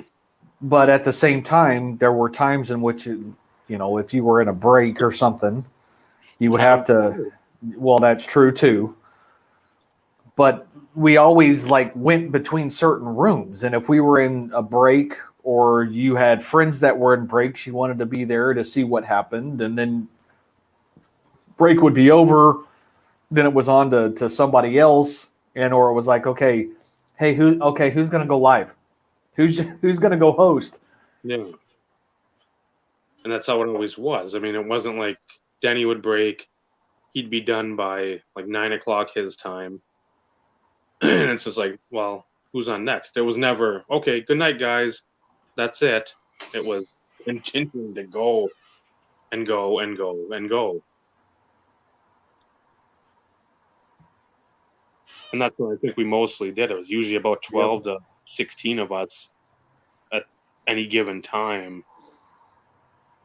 And again, most of the ones that were in there for more than 15 minutes, and it's like, well, nobody's doing cards. Those people left. So it's like, Yep. yeah, we're in it because we don't need to do cards all the time. Yep. We don't That's want what brought us. Yeah, that's what brought us together. We shared the hobby, or shared the love of the hobby, but it was about building the friendships, sending people stuff because we cared. Because then too, there wasn't like a waiting room. Because I remember that for Chad's room or Chad's breaks, there'd be like a waiting room or two waiting rooms. especially when you got something that was new and like white hot, like an exquisite or whatever. So yeah, when we're used to like 10, 12 people at max, and then you got a whole horde of people coming in, that's Well, yeah, because what was it? Was it 100 people?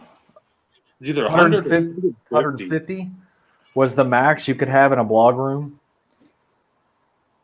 And then Yeah, there was the waiting room.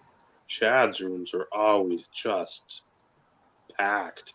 I mean, there was always at least 100 in there, and even when he'd be done for the night, there'd still be like 60 people in there. Well, people would jump in there early, Yep. and I know that there was a few times if it was something like exquisite or something like that, there'd start being like requests. Okay, guys, I understand you want to be here, but if you're not in the break, can you like Get leave out. so the people can come in and actually be able to chat as we're breaking stuff because they're in the break. Then I think there's only 4 of the PMs on the bottom you could do too, like Four, message. yeah, 4 or 5. Yeah, it was limited, which was always tough too, because there were some PMs you always kind of wanted to keep open because you were always chatting back and forth, and all of a sudden in the main chat you'd be sitting there. It's like, hey, whoever, can you close a window so I can ping you? Yeah. Steve, close your window. I gotta message you, Steve. Yep. It's like, no, I got 4 messages up. What do you? And that was really before. I know we texted. Everybody would text a little then, but that was really before. I wouldn't say you felt comfortable, but I mean, it was like, okay, we know each other. We're getting to know each other at the Yep. same time. I don't know. It's before now. If it was like now, within 2 videos, if I'm like, man, this guy's Bob Lewis. I'm like, what's your cell number? Let me text you. You seem like you're authentic instead of people further south in Yep. Texas aren't authentic. I don't want to text them. Well, and So at the time, it was like, okay, I can't just be like, okay, Steve, what's up? What do you think of this? It's PM you on blog. well, and what's interesting, and that's one thing that I find interesting, at least with this. There is no moderators. Mm-hmm. There's no, you can't kick somebody out. You can't block people. You can't ban people. Not that that's a bad thing, but at least back in the blog days, we had trolls.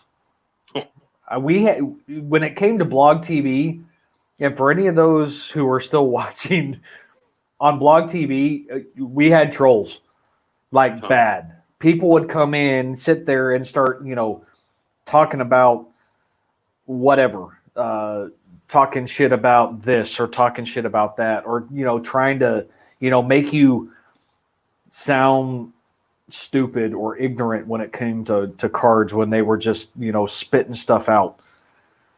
And the nice thing about, of course, having mods is you had the ability for them to kick people out, and the whoever was hosting could ban them, but it would never fail. They would sign up for another fucking account, and they'd come in. Well, why'd you kick me out? Well, because you were freaking talking shit. If you want to be in here and have a conversation, that's fine. Don't be a douche. And then all of a sudden they start being a douche, and then it's like, okay, well, they get kicked out, and but a lot of us were mods in a lot of the same rooms. So we pretty much knew who was there legitimately and who wasn't. And every once in a while, you get somebody new that was like, "Who's this?" So we'd start messaging, "Hey, who's this dude?" And or chick, whoever it was, and they, Yep. if Is they he were, legit? and even if they were actively like, "Hey, what are the good cards in this product?" Okay, let's not block him right away. Let's see where this goes. So maybe it's just somebody that stumbled across it and Somebody know. knew. Yeah, somebody knew. Everybody had to start somewhere. I mean, we all had to start somewhere. Let's be real. We all had to start somewhere. We all had to freaking, stick your neck out there, so to speak, and, try and having conversations and, trying to build those friendships. So everybody has to start somewhere, which, when not me specifically, but, if somebody was doing razzes or if they were doing people, we were in group break rooms and we were, mods and everything else, everybody would ask. We've all kicked our fair share of douchebags, Chris. But everybody would ask, hey, can anybody vouch for these guys? I've never seen them before. I want to make sure that, because we all knew a lot more people. We were a lot more close knit, so to speak, between all the various relationships within that whole dynamic. Usually somebody knew somebody or somebody, and it was one of those in which very rarely did we have any problems, I guess, when it came to, razzes or group breaks and stuff along those lines, because people would vouch for somebody. Mm-hmm. Yeah, I mean, I don't remember everybody. I mean, you knew most of them. I think one of the times, I don't know if I was when I had my internet issues. I think it was like after one of Seven's contests when they had the shower video, then the mule milk, and then I was having internet troubles. I was gone for maybe like a month or two just because of that fact. I wasn't making the videos as long as I would because I'd go to the library and upload the stuff, and it took an eternity there. But that's, I think, one time I was in a blog room and it was Wonder Boy 83. I'm like, who the hell is this dude? I'm like, I don't know him, and somebody's like, well, he's Michael Phillips. That was like, that's one I have no clue who he is. Who is that? So that was my introduction to Michael. Just Wonder Boy 83. Who the hell was that? But again, that's what you had to do at the time. If you didn't give people a chance, which again, I'm more of the one chance and you're done. I don't three strikes me over garbage. No, it's from the first chance you fuck me over, you come off as a prick. Yeah, that's pretty much curtains. So I mean, you talk a little bit in there, and so I'm like, okay, well, I like him. He seems decent, and he doesn't want to get on here and spoil his knowledge. So I'll make sure that people know that he's one of probably both of our best friends in through the hobby over the years, just because his laid back demeanor and propensity for not starting drama or falling down on his face or any of that stuff. I mean, he's just a good.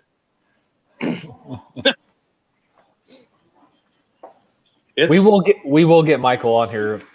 Oh yeah, him and Joey. Those are two I want to get on, so we don't have to. At least me. At least I don't have to talk as much. Well, I'll agree with that statement. Well, nobody wants to hear me talk. Nobody wants to hear me talk.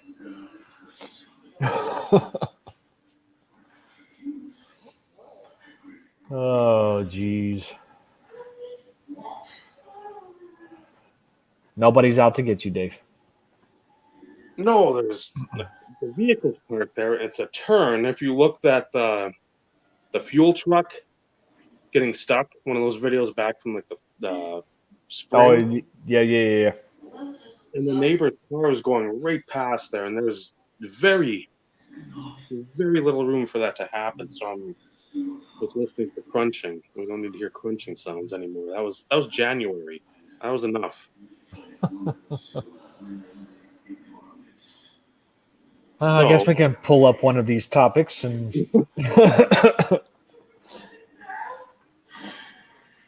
I'll go with, and that was sort of like the Dilger card of that. With this, it was an hour ago we brought it up, but with that, it was sort of it wasn't a card I needed. It wasn't something I desperately wanted. It's a player I enjoyed. I had him for fantasy football for a couple of years. But knowing the rarity, seeing the Kevin Hardy sell for 400, knowing that Dilger is a better player, knowing that the Colts have some pretty big fans, knowing that he played with Manning a lot. No, you No, didn't. Chris, you didn't. I was never interrupting. That was one I'm like, do I haggle or do I just sit there and buy it and say, you know what? The fear of missing out on that card, all the other wonderful inserts that book for 40 cents each didn't matter. They're cool to look at because, again, it's a trip down memory lane. Some tough cards, but again, well, I think, 2000 or 2001? He had him because I think Clark came in the league in, 03. So, I mean, Dilger still had some success with Manning. It wasn't completely just nothingness. But, again, to see Kevin Hardy. So, should I collect them? Should I start a PC? That'll be the old Cornerstone card? Yes, you should. No. I've already got enough of those really awesome player collections that are just taking off in value. Taking off? Yeah. Don't you mean tanking down? Yeah. Garbage. I mean, it'd be another tight end, Jason Meyer and Egner. Those are good ones. But yeah, the not wanting to negotiate, knowing that, again, not that I'm going to do it immediately or even plan on sometime, but knowing if I needed to, I could flip that card for 3 times what I paid, and it wouldn't even be a second thought to that. So, and even if I got twice as much, I'd still be happy. But again, I probably wouldn't do it for that because I saw the Hardy at 400. Right. But again, that's something a lot of times on either bids or like if you have to make the quick decision, to buy it now. It's like, debate. oh shit, that came up. It's like, oh, do I just hammer the bin or do I dicker? And that's the thing I've gotten burnt on is dickering because I want to save money where I can. Just because, again, you don't need to pay full price. You don't go to the auto dealership and go on the floor and be like, I want that Lexus. Well, it's $58,000. Works for me. No, you don't do that. Still somewhat on a budget, it's and for me, huh?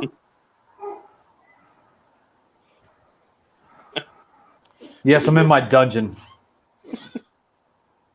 Yeah, that's my new hobby.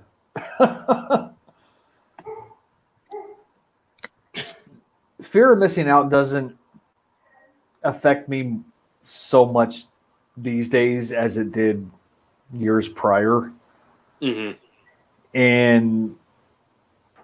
But from those years and those situations, especially when it comes to low numbered type situations,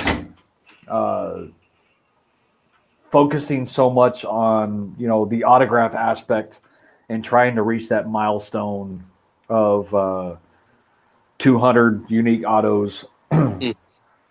Some people may or may not remember that, that big milestone I had set in my head for the longest time.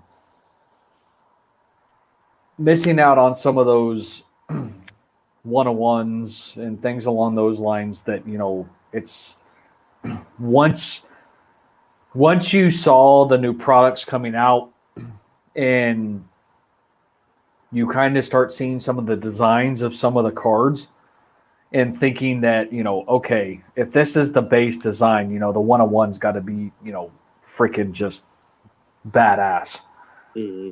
So from that perspective, there were always those situations in which, man, okay, I've like blown my budget out of the water, but I have to have this card. If I don't have this card, I'm never going to see it again. And there were times in which I stressed the limit in those times.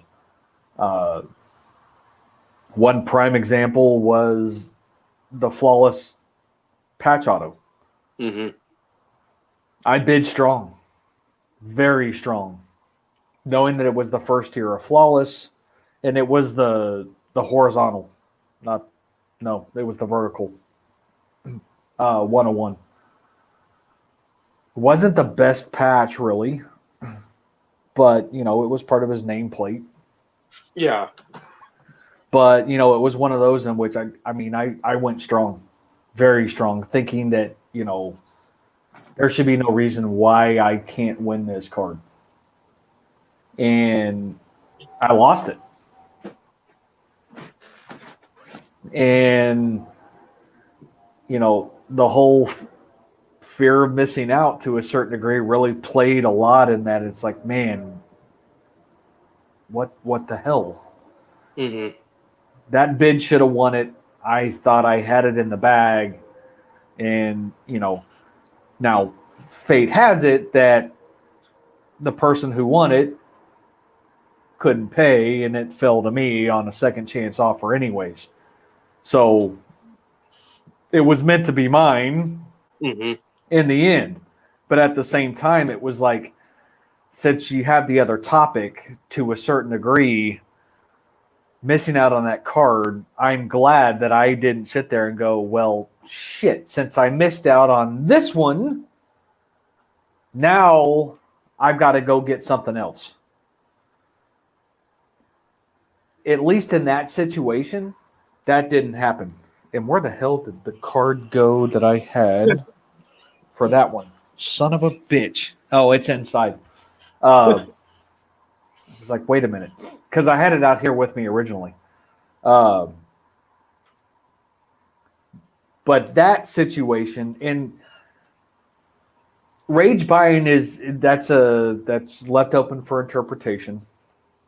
However, and I'll show the card here in a minute when I go back inside. And this would have been one that I wish kind of Michael would have been here, because he actually knows this story, and you do now, but Michael was heavily involved in that conversation. Tops or Tops Tech, High Tech, whatever the hell you want to call it, 2015. The Black Diffractor 101 autograph, Mm-hmm. BGS 9 with a 10 autograph was up on auction.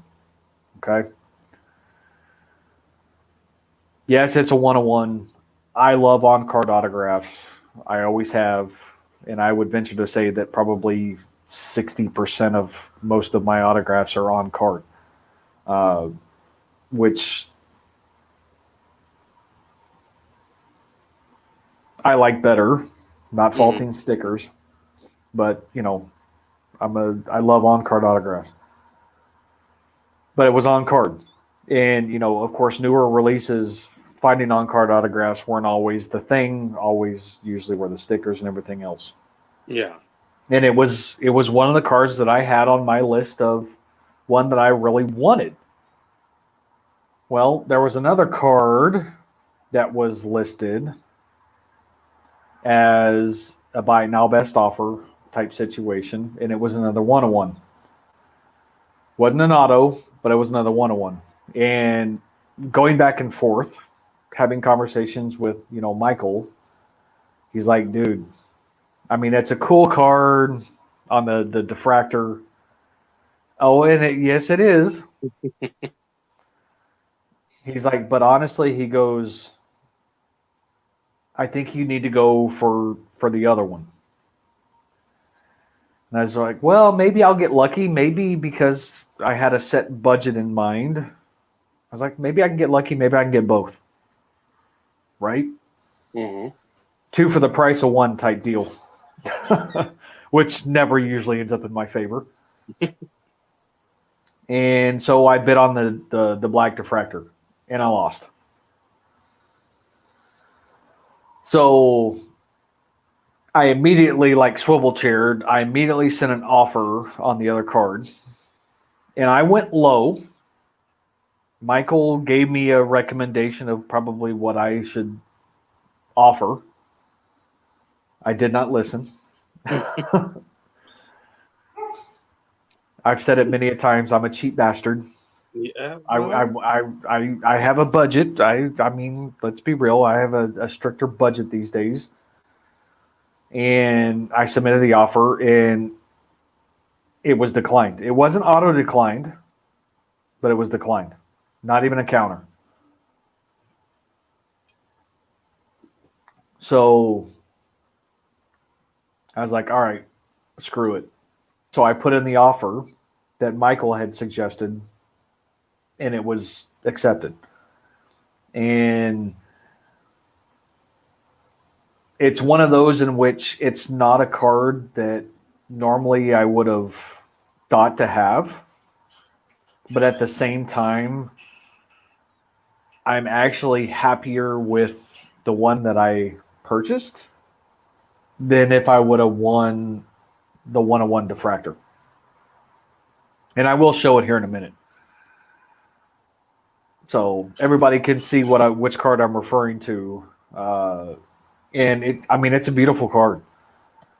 And, for the most part, I kind of shut off a lot of my card purchases for Terrell Davis up to about 2014, 2015, give or take. mm-hmm. A lot of the newer stuff, if I do happen to pick it up, it has to be something that catches my eye. It's one of those in which it's got to be visually appealing to me. And it's not just from a rarity perspective, it just has to be visually appealing. Anything 2015 and prior, it's still a different situation. Being a super collector, at some points you have to put a cap, I think, on the years in which you're trying to go after. Mm-hmm. Especially if it's somebody who goes into the Hall of Fame and things along those lines, because manufacturers are going to continue to produce their cards. So to me, and this is just me and the way I think of things, you have to somewhat put a stop gap on where you focus, because if not, it's going to get to the point to where you're just going to wear yourself thin, and you're just not going to be able to keep up, and then you could potentially get yourself in a situation to where you've made rage buys or buyer's remorse for buying stuff that maybe you didn't really want, but you're doing it because you're focused strictly from a player collection perspective. Just my 2 cents. Yeah, and I mean, you can pick up, let's say, like a Merino, let's use the Panini Prism. You don't have to finish the rainbow. Let's say you want to get the gold as your top one. You can still go through that rainbow, pick out the colors you really like, and put together a nice, not a complete set per se, but the set that you enjoy the most, and still be happy with it. If you're going to try to do that for every product out there that's got Merino Immaculate, National Treasures, the Panini Prism, if you want the black finite back to the base, you will go card poor. You may be happy, but you're just gonna run up debt. Unless, again, you're selling your advice on YouTube and Instagram and people are going into it. But yeah, that's why I'm sort of glad most of my players that I look for, I've either passed or dropped. I could go a couple of years later, but I don't want to get into the cup stuff, for the cup. It's just, I start getting like those scripted swatches. It's going to be $300-400. Yep. So this is what I settled for.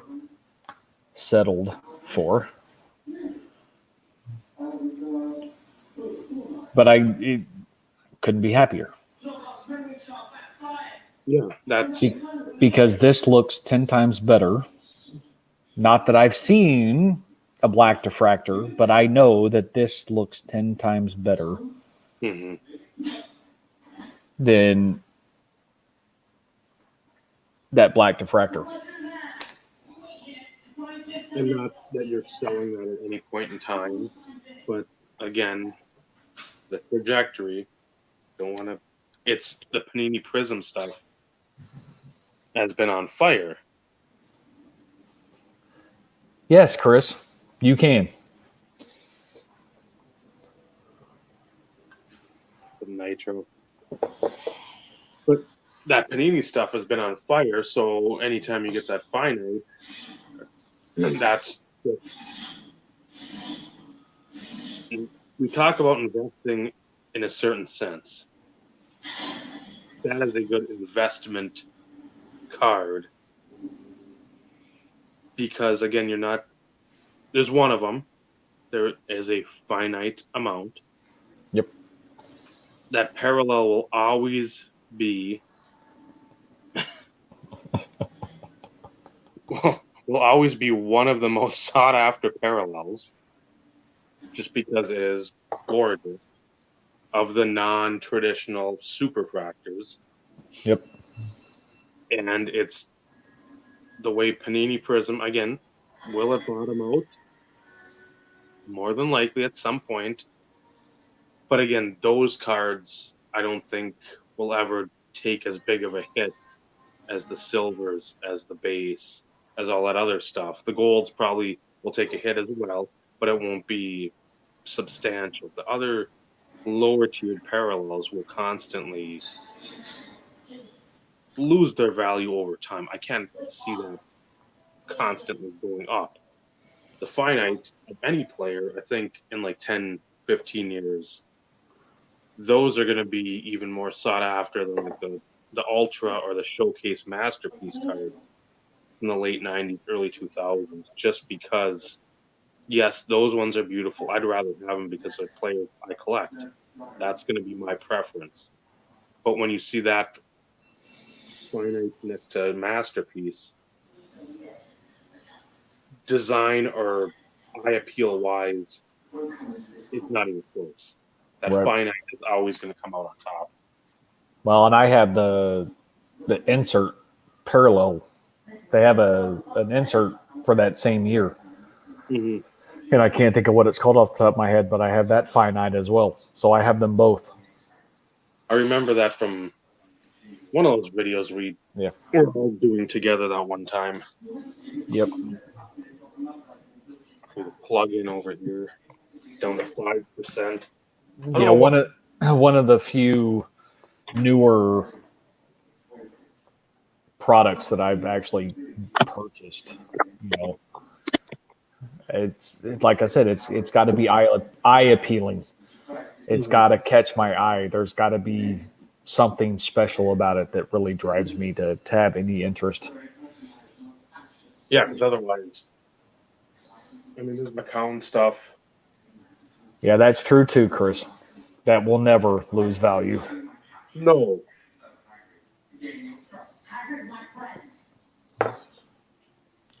no, not, and I'm not saying the 101s will lose value, but where the Prism stuff has spiked so much at the last year. Finite. Yeah, I Early superfractors, earlier year superfractors, when you could actually tell they were a superfractor, it's that I'll call it a wash. But the 50, superfractors now, they're just the Panini version, and the then gold vinyl. I don't care for because again you're ripping off the superfractor completely. But and I haven't even really looked at like a top chrome base in the last I don't even know how many years since. Well, this is probably the no. There might be a Padres one of Johnson. But see right? that's you That's the know thing. what that is by Exactly. looking at it. What year was it that you could barely tell? 15. Was it 15? 15 football was garbage. They had that black and green border, and like the background on like 98% of the cards was like dark. So that and those champagne swirls showed up for shit.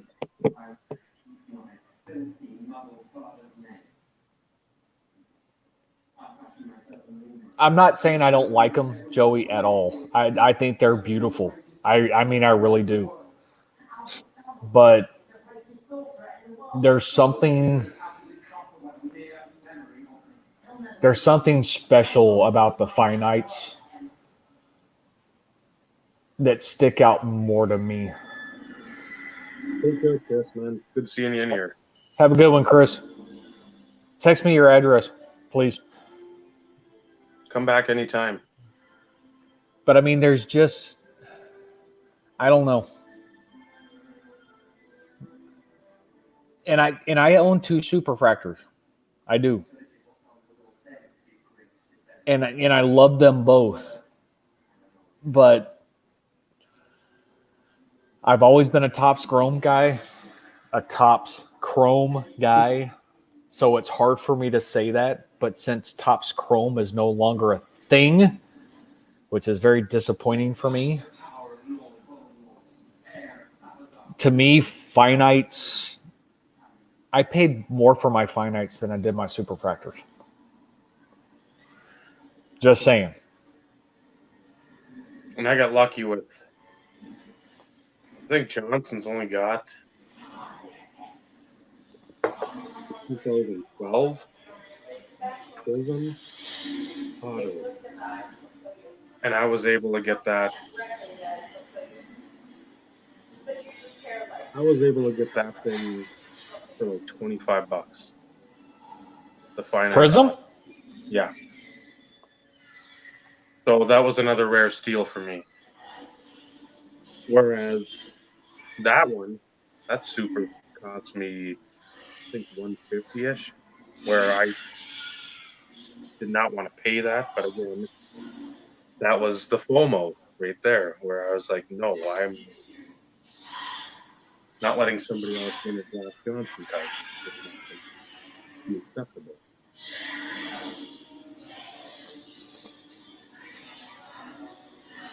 Yes. So yeah, like the, I don't even know what you call it. It's like a black prismatic type refractor.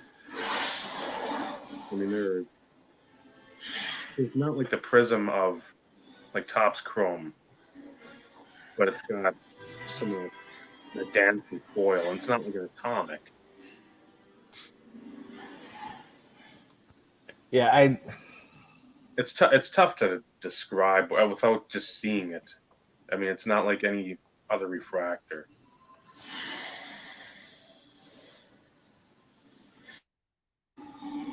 yeah, I'd agree. Yeah, because I mean, I have my two supers and I have my two finites. I'm trying to think if I've got anything else for. I might have a McCown finite. I think I'd have to look through like the Jason Morrow box. I don't even know what I've got of him, but I think I've got 3 or 4, maybe 5 superfractors of him. But again, it's Jason Morrow. I don't know if I've got a finite though. And that's the thing. On one of our further episodes, we'll go through one of those topics about enjoying what you've got, because especially with some of the stuff I've built up, I know I should be going through my stuff a little more and just I don't need to know every card I've got, but I should know, okay, I've got X amount of this player's one-on-one cards, or what big ones I need for a few of these collections, and I don't. That's on me. But yeah, that'll be another topic for another time. That probably could go the whole show and talk about that.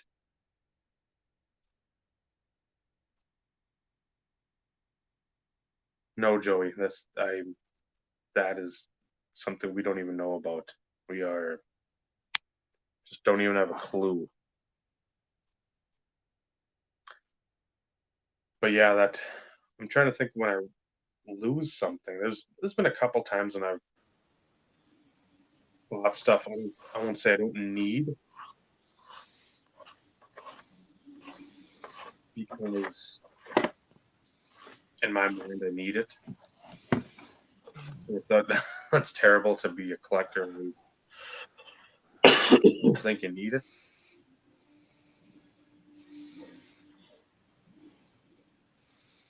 That's the 89 tops design. Yeah, I believe so. And then there's the mini. Okay. And then there's autographed ones too. Yes. And I've only seen one of the autographs, and I didn't even try. Yeah, because that's stuff I'm sure stupid high. Well, and it's one of those in which, and I hate to admit this, but it goes along the lines of what Joe just said.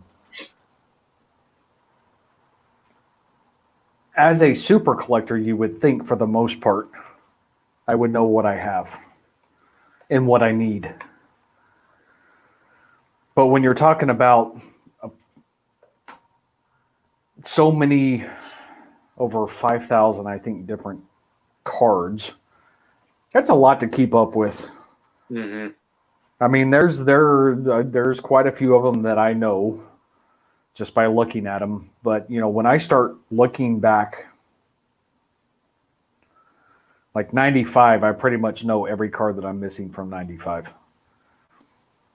96 and forward, there's a lot of times I have to go back and check my checklist because there's so many for whatever reason that I've either forgot about or my biggest my biggest fear is always like finding something that I think I need and potentially paying big money and already have it.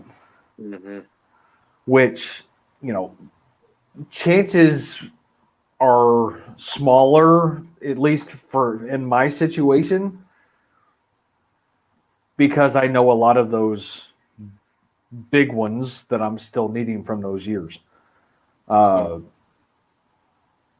at the same time, on top of just the Terrell Davis collection, I mean, I've got boxes and boxes of base and rookies and inserts and parallels. And I've looked through a lot of them from time to time. But at the same time, I couldn't tell you half the crap that I could be sitting on.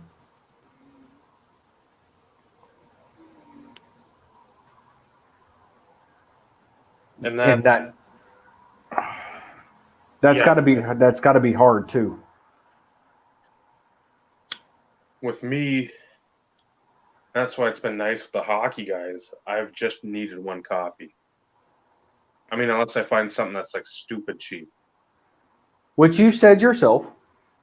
which I'm like, I'll take it, and then maybe I can flip it towards like something else I need. But I'm always looking to enhance those collections instead of just I want money. If I get something cheap, I know somebody else needs it, and they've got something I want, I can trade for that or do something, make a deal. Right. You do too, Joey. You just don't want to admit it. So I was going to ask the question, do you consider yourself a super collector? Because you just reached your milestone, 100 autographs. Mm-hmm. I know what it was like to reach that milestone when I hit 200 for Terrell Davis.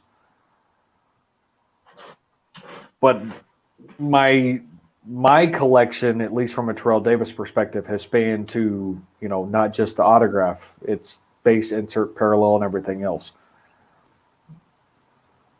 Just posing the question. And I'll jump in while Joey types.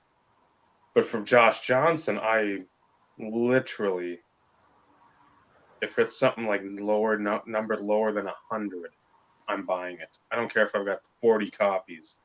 I'm dumb enough to keep buying because that's just, with him, it's like that's the worst collecting addiction I've had. And I mean, I had Northcutt, and I picked up another. I'll show you another Northcutt, where again I didn't want to buy it, but at the same time I hadn't seen one pop up in years. So I was like, I gotta buy it, and I think it's my sixth copy. Those are called obsessions, Dave. Rookie premiere. Yeah, with there. The sticker. Yeah. So I'm just like, it was like $35.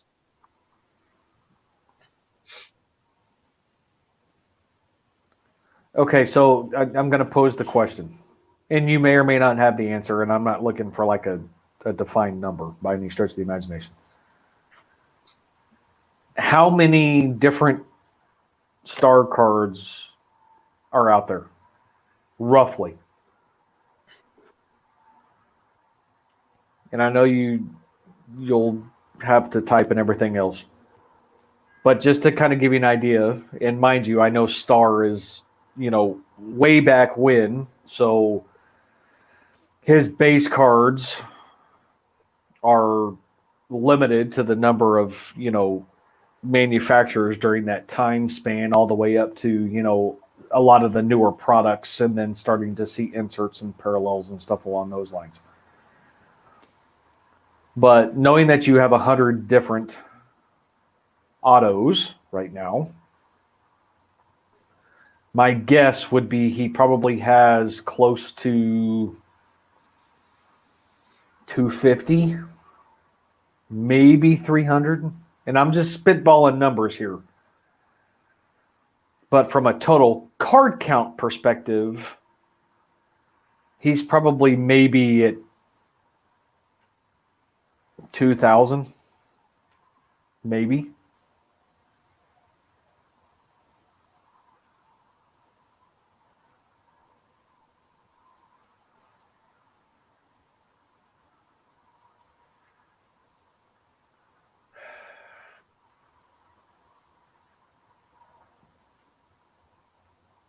You can find some WA stuff, like those early Sign of the Times. I think it's 97, 98, and 98, 99. Those are, you can spend like $60 on them. I mean, again, it's not Ultimate Collection or the Cup or something like that. If you're talking about that stuff, yeah, you're gonna the better stuff you're gonna pay out the nose. Which,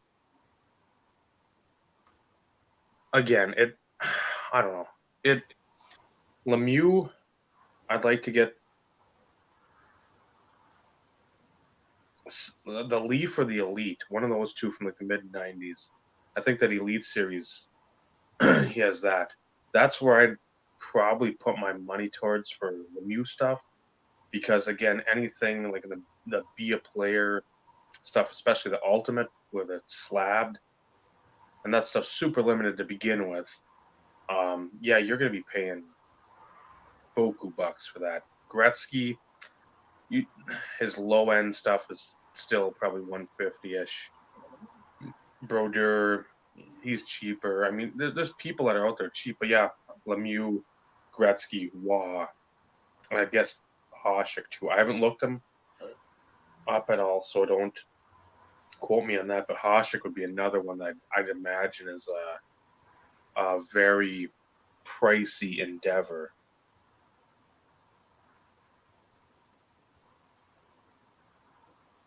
Yeah, Joey, I'm looking right now. 1,391 is what Beckett pulls.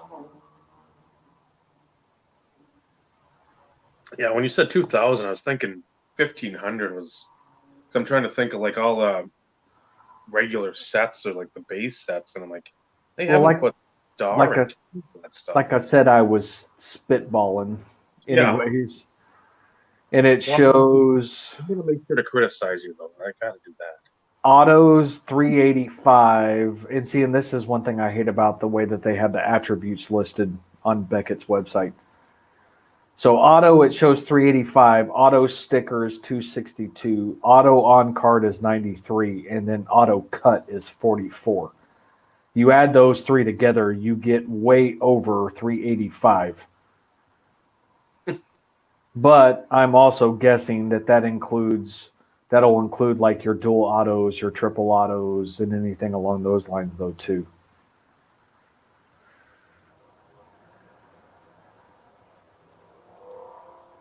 And I don't. It's one of those in which I know a lot of what you focus on, Joey, is like your autos and stuff because that was your main project through the end of 2020.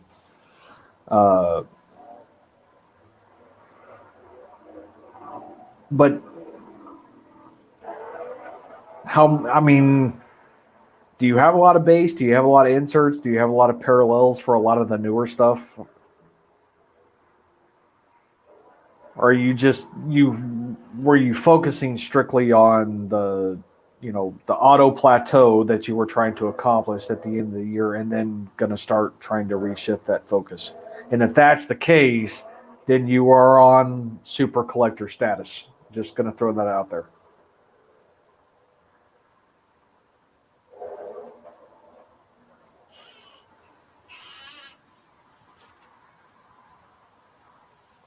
I just have to throw that out there.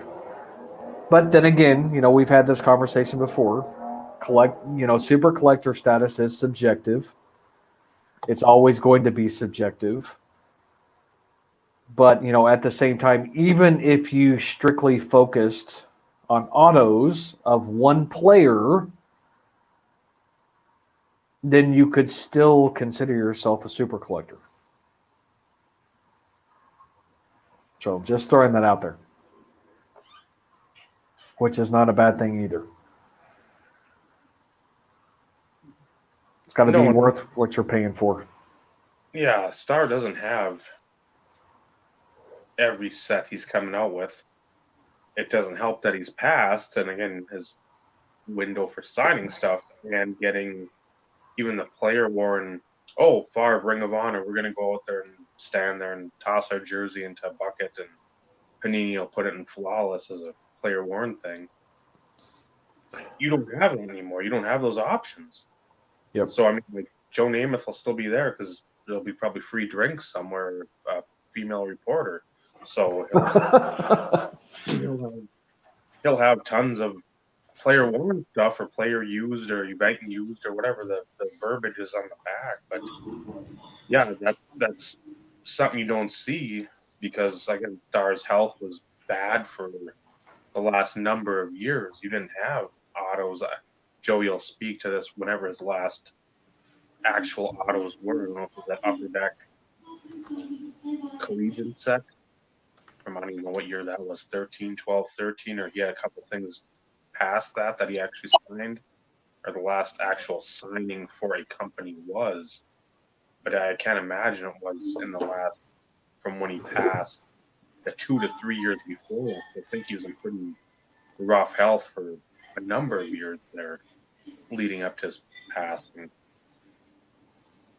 Yeah, exactly. That's what I mean. You don't have any of that player event where you do Yeah, I wish I could say the same. Which really pisses me off, to be honest, but it is what it is.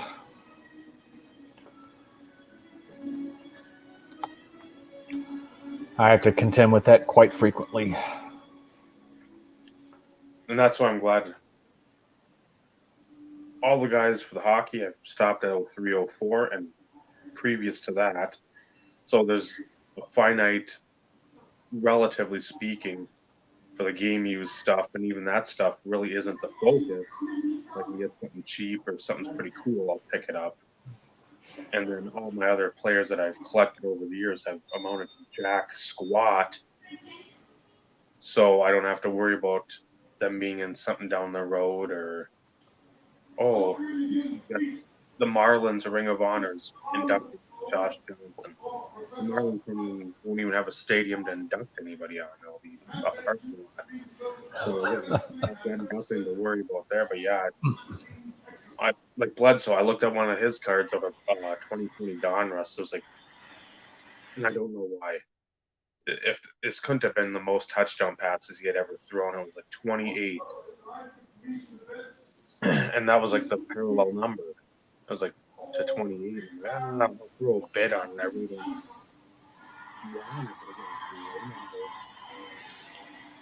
a low number. Those always, if you don't try to get them, if you really want them, they'll bite you in the butt down the road. So again, I put like a $10 bid. I lost, but it wasn't something I wanted. So I don't know. I'm glad.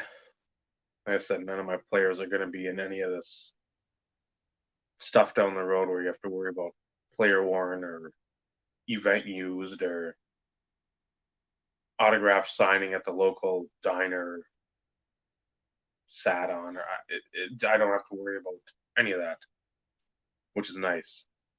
Unlike you, unlike some of these other guys that are going to have to Elways, Marinos, Emmets, and going forward too, because again, you don't have that huge supply of worn stuff around anymore. You burnt it all up. Everybody burnt it up in the mid to late 2000s. Yep. But then again, it forces me to kind of put a cap on where I really stop focusing up to a certain, or I focus up to a certain year, and then after that, it's kind of like what catches my eye, and it's disappointing in high priced products that they would ever bother to include event worn. Bottom line is you save your game worn for your big dollar products. Mm-hmm. And that's the way it should always be. I mean, I know on one of the episodes we talked about the flawless dual NFL logo shield auto of Terrell Davis and John Elway. Came off of a event worn. No. No. That's horrible. And then stickers on that stuff too. That's another thing that there should never be any stickers on anything. Probably I'd say over $500 a box. So immaculate. Again, unless it's your undrafted 7th round pick, your filler rookie autos. I don't really care about that. But if you're getting Steve Young, if you're getting Allstott, if you're getting somebody that's been around to sign, put it on card. You've already Well, that was collectors by the balls with the price of the product. You can't say it's going to cost X amount more because they're doing that. Well, that's, yeah, and that's one thing that I liked about Exquisite. There were no stickers. Period. mm-hmm. It didn't matter if you were a 5th round, 6th. You could have been a 35th round pick. If there was any possibility that you would set foot on an NFL field, everything was on card. Mm-hmm.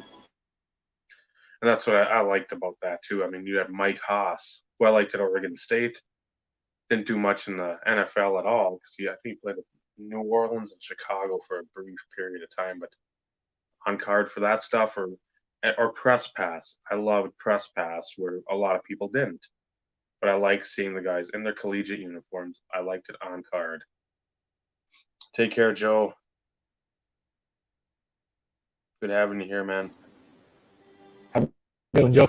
But yeah, it's just, I don't know, the event worn stuff, and that's why I think a lot of collectors are looping back to these inserts of all sports from the 90s. They're like, screw this event worn BS. Nobody wants it. At some point, card companies need to take notice and say, okay, let's go back to like 95, 96, 97, where the game worn stuff that was actually game worn wasn't in every box. Make it a case hit, start pumping out some inserts with technology instead of putting your money towards event-worn garbage, make the technology inserts that people like, the die cuts, the acetates, the layered stuff, like, again, the essential credential from like the EX. Make like EX one of those case hit inserts instead of something that is pretty bland now. I mean, they're starting to do it with Score. Score, I think this year had some sort of like a Sky or a Sportflix type of insert that was a case hit. I haven't looked at what they're going for, but at the same time, I'd be much more willing to get that type of stuff than some stupid plastic Score garbage jersey that Ezekiel Elliott slept on. Like, and at some point, the companies have to come back around and realize that nobody cares about T. Martin retro autos. Later, Ty. Adios. Well, and that's, here's the thing though, which is why, you and I still have such a love for the 90s and even into the early 2000s as it pertains to inserts and the ingenuity and things along those lines. In today's market, and only having one manufacturer, focusing strictly on football, they will never get to what it used to be. No. Whether it be the design, the ingenuity, the creativeness, they keep trying to recreate some of what was done during that time. And I can applaud them for trying to bring some of that back.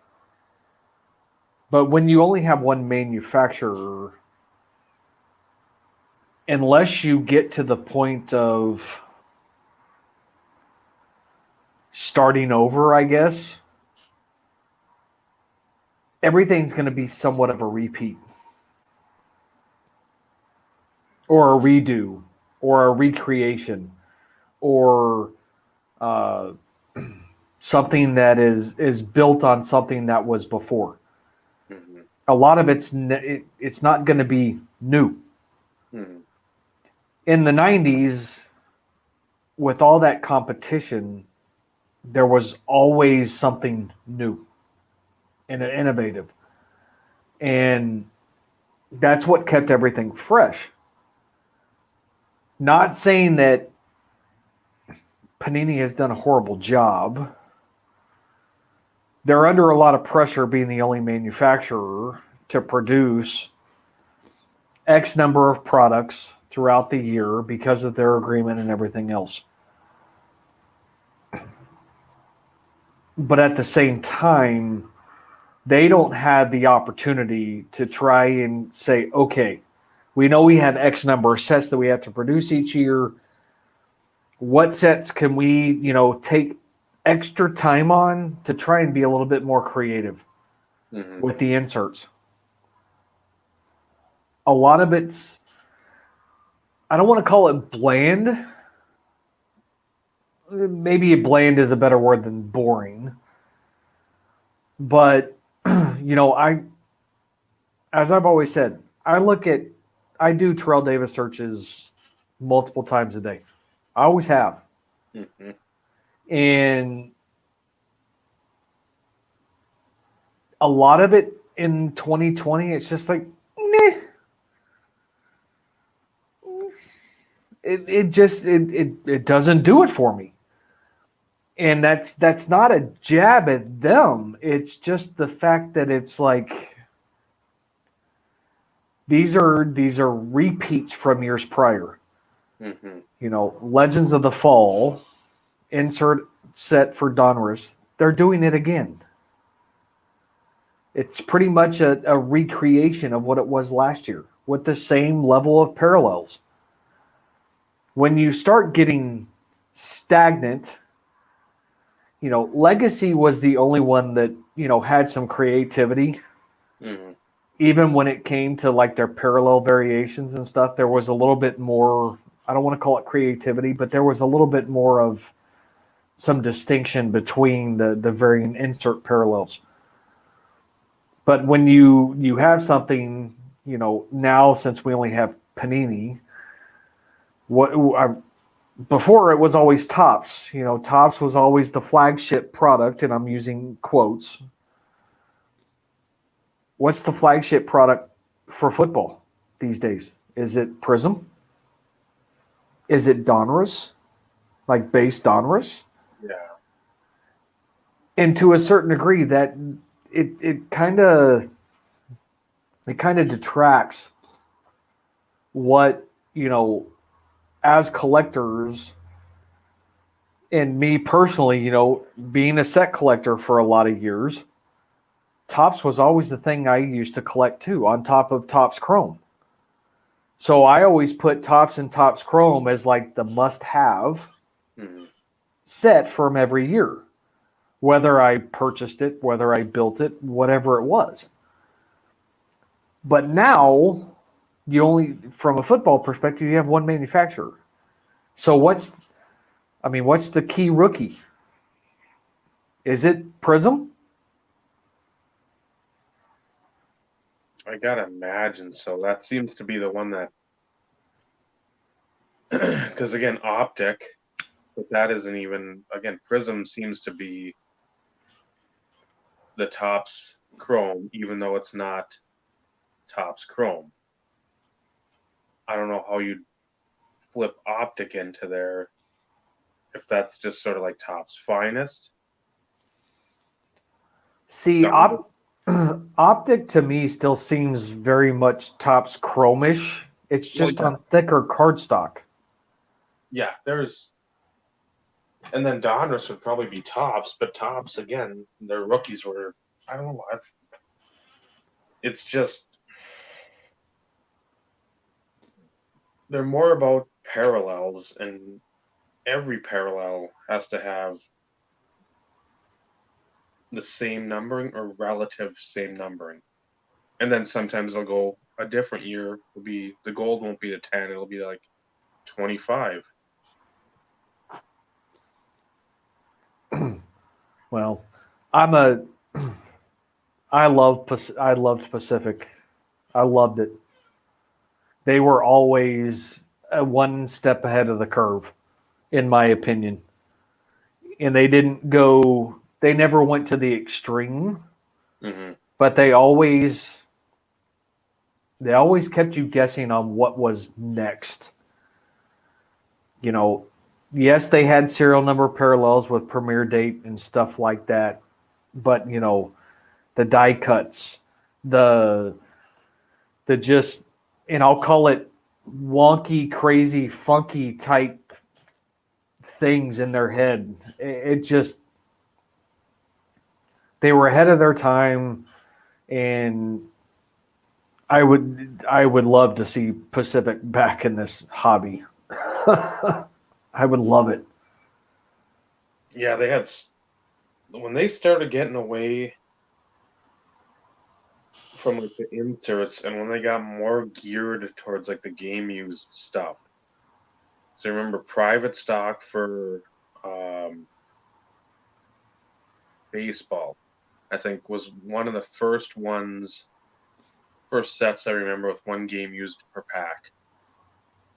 And then it was like SP game used, I think came out that same year for baseball and had one game used per pack. And I'm like, man, this is probably not the best idea. Because they didn't have anything for like inserts. It was maybe a one insert or two inserts, and they're easy to get. And I'm like, okay, you got like a private stock, then you have like a patch variation. So I think football had it in 2000. Was it one or two? I remember SP Game used in '02 for sure, but I can't remember if they started it before that or not. I don't know. Might have been '02 the one I'm thinking of because you had a jersey, you had like the patch variation, which was numbered to whatever number, but then you had like the die cut of the team logo, and that thing was like that big on the card. And then there might have been like 2 or 3 other die cuts on the card over like the jersey swatch or the patch piece. And it's just like, okay, you're getting way out of hand with this stuff, and you're getting away from what brought you to the table. I don't know if you're just you feel the oven's getting a little warmer and you're going under soon, which I think they did after what, 02. I don't think there was anything 03 Pacific. There might have been hockey wise, but I don't remember much of anything.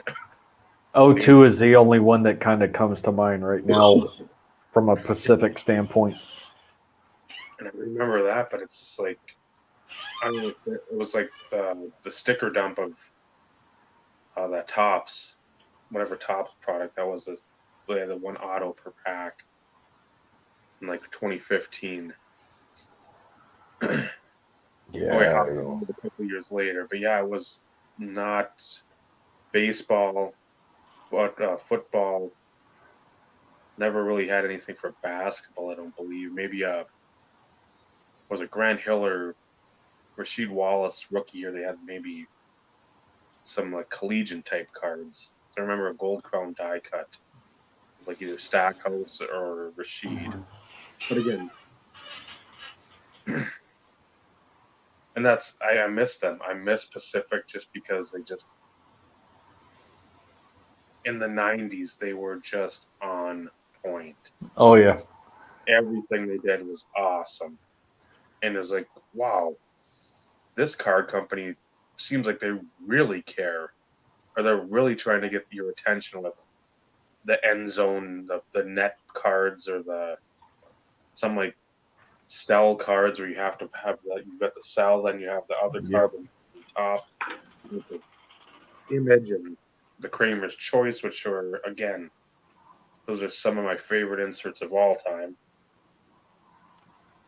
But So I'm gonna pose the question real quick. Since we know the biggest issue with Panini is the fact that they have the exclusive, not just the NFL, but they also have it with the Players Association.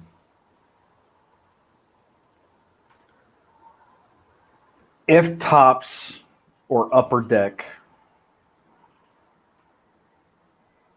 could, of course, I would prefer Tops, but that's just me. If Tops or Upper Deck could produce non-licensed products for football, would you buy it? So in other words, no logos. yeah, the pajama cards. I'd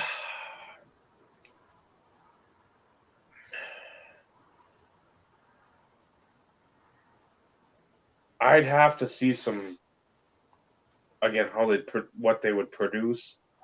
I'd probably be more apt to buy Upper Deck as much as I want to see Tops in the game. Again, I just think with like Upper Deck's photography, that's what I always go back to. I'm thinking like some safety, Derwin James hitting somebody and just like flipping them, or some cool picture they always seem to have. Even if it was no logo, you could see that it was a cool picture. Where Panini, with their baseball stuff, and it's the pajama cards, it's horrendous because it just basically looks like some like Cialis commercial on TV. They are pretty bland. They're bland. Yeah, and I know there's very little way around it, but when you design the card and it basically looks like a filler card that you've put some gold foil on across, and then you put the player's image on, you're not doing anybody any favors. And it's the same gibberish on back. Fernando Tatis made a splash last year. He's going to be great for the Padres for a while. It's like, who cares? See, I agree with Vinny. It's, I miss the actual refractor. Mm-hmm. The prism stuff, I'm sorry, it just doesn't cut it. I miss the refractor. Yeah. So now we see the baseball ones. I'm like, oh, I don't want to get sucked in. I just, They look I so mean, nice. I mean, I get the reason why they do it. They're trying to fill that void because, and let's, and I'm speaking from my perspective. As a football guy, typically as a collector, you sway to one product as like your prime compared to others. Mm-hmm. You know, in the 90s, like I said, I loved Pacific, opened a lot of Pacific. I loved it. But my fallback was always Tops because Tops has been around forever. And then when, Chrome came into the mix, the whole refractor thing, it just, those were my go to. And you know why Prism does what they do. They're trying to fill that void of the refractor, Mm-hmm. but it's just not the same. But No. even from that perspective, for refractors from a tops perspective, even got to the point to where they weren't like they used to be either. You go back to the early years of the refractors, whether it be tops chrome or even finest for that matter, Mm-hmm. they were different in the early years compared to what they were in the later years. For whatever reason, they decided to change that technology, and a lot of that just, they're not the same. And dependent on what your base design is, though, also dictates how well a card is going to refract with that refractor technology. I mean, 2002, for instance, for football, they're green, Mm-hmm. and all rookies are refractors Mm-hmm. for 2002. And when you have that base design that is green borders and everything else, they just don't look the same. No. And that was one unfortunate thing that kind of agitated me with tops. Not only was it just them going from just having refractors, when they started introducing, the sepia, the Negatives or all whatever. the variations of the blue wave and all this other kind of stuff. I've always said it, and I've said it in past episodes. If it ain't broke, don't fix it. No. As a collector, I understand you got to try and keep it fresh. But why inundate a product with 15 variations? I know it's a money thing, and okay, I get it. But when you start introducing that many different variations, that just means that you increase your print run. The more variations you have just increased your print run, Mm-hmm. which to me cost more money. Just throwing that out there. And I wouldn't be if they did a base and you have the base refractor. I like the prism refractor. That one always shines to me nicely. Then if you had a blue, gold, and red and the super, that would be probably the perfect amount. I can see where you don't want more than just one or two, You have like 15 of them, and then like 8 of them are exclusive to Goodwill and Shopko and Petco and JC Penney, and it's like you don't need nobody can find any of this stuff at these other places. It's gone everywhere, and that's where Panini makes that mistake. It's just like I don't need every possible retail outlet in the world to have their own exclusive. You're just saturating the market, and that's one thing I don't understand. Where the newer investing type folks, they just don't get. You've got all these other variations out there. They're pumping, Panini's pumping everything out. This stuff should not be going for the price it goes for. Right. You should be concentrating on other stuff. But again, it's just that's a mind-boggling situation. And then again, where Topps Chrome, Panini Prism, I don't need every possible combination of colors on the spectrum of a rainbow to be in your cards. I don't. The thing that I hated was it this year in I don't know if it's Optic Baseball, but they had like that little 100 logo, the little emoji, the 100, and that's a refractor. They've got all these, I think 42 for Jackie Robinson might be in there. I mean, you've got now number-based refractors, or the parallels. It's like I know status and aspirations, and I knew like the season stat line and the career stat line. Those make sense. I don't need to see like a shit emoji refractor prism. I don't. But that's where anybody in creative seems to be going. That's not like, well, why don't we just stick to these 4 things that have really, really worked? Let's just keep on opening Pandora's box, hoping that it doesn't slam on our nose or fingers one of these times.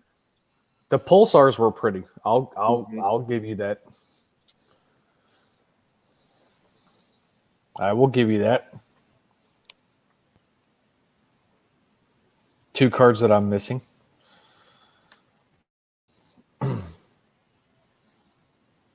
From that year of Chrome. I mean, there are some things in which they have come up with that have made an impact. Visually appealing, things along those lines. You know, like you mentioned there, Joey, the pulsars. Very eye appealing. Very. But they did it across all their inserts too. And it wasn't just, the base. It was whatever insert that they had. They also had the pulsar variation. Not that that's a bad thing, but at the same time, it's getting harder and harder these days to be a true super collector of a player. Because when you have 15 million parallels, and like you alluded to, Dave, the retail exclusives, knowing that they may have a limited print run, but they're not serial numbered, so you don't know. Mm-hmm.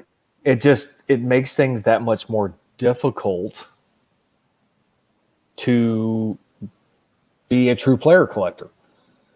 And not that if somebody has the opportunity or has, an infinite amount of funds, for those people, it's easy. But for a lot of us these days, we're on a budget. And, it still goes back to don't go card broke trying to go to the extreme. Still have that focus in mind of, okay, this is my budget. What can I get on said budget? And still being able to enjoy what you're collecting at the same time. And, that's like for me, there's times in which, yes, I'm obsessive when it comes to my searches. I do them multiple times a day. And by multiple, I mean, like 30 or 40 times a day. And I put a lot of stuff on the watch list. There's a lot of times I do it just to see. But at the same time, because my budget is so limited, much more these days than what it was before, to a certain degree, I almost need to revert back to, okay, what sets do I still need to complete? Mhm. Because there's, in those situations, depending on what cards you're missing and things along those lines, I mean, it could still cost you quite a bit of money depending on what set you're working on and things along those lines. But at the same time, it's getting harder and harder to find stuff for the Terrell Davis PC that I really want, or I feel like I have to have. A lot of the newer stuff I don't care about.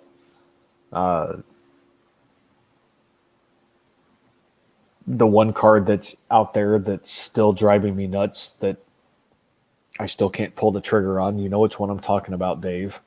It's the one I texted you on. I'm hoping that, everything works out, and maybe later on this month I'll be able to, make that happen because of a piss poor listing. Mm-hmm. But, at the same time, stuff is getting harder and harder to find. And to a certain degree, I could probably focus on closing off some gaps that I have with even some of the newer products up to 2015 of being able to get, some of the base and the regular inserts for, a little bit of nothing, go to ComC and close off some gaps and stuff like that. But at the same time, I still circle back and, one of my last videos and showing off some of the insert sets and stuff that, I had pulled aside, and it's like, how can I rejuvenate myself, so to speak, and not feeling like I'm just falling into that black hole of, okay, am I ever going to be able to get something to add to the TV collection? Because a lot of the stuff that I want is way out of my price range. So it's, And we've said too, like if you want to fill those holes, make sure you leave yourself. And again, discretionary funds it varies obviously, but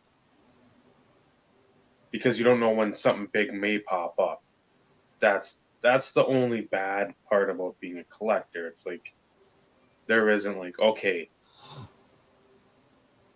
in April and August, those are the 2 months I've got to make sure because that's when the big stuff's going to be listed or the rare stuff. No, it's no clue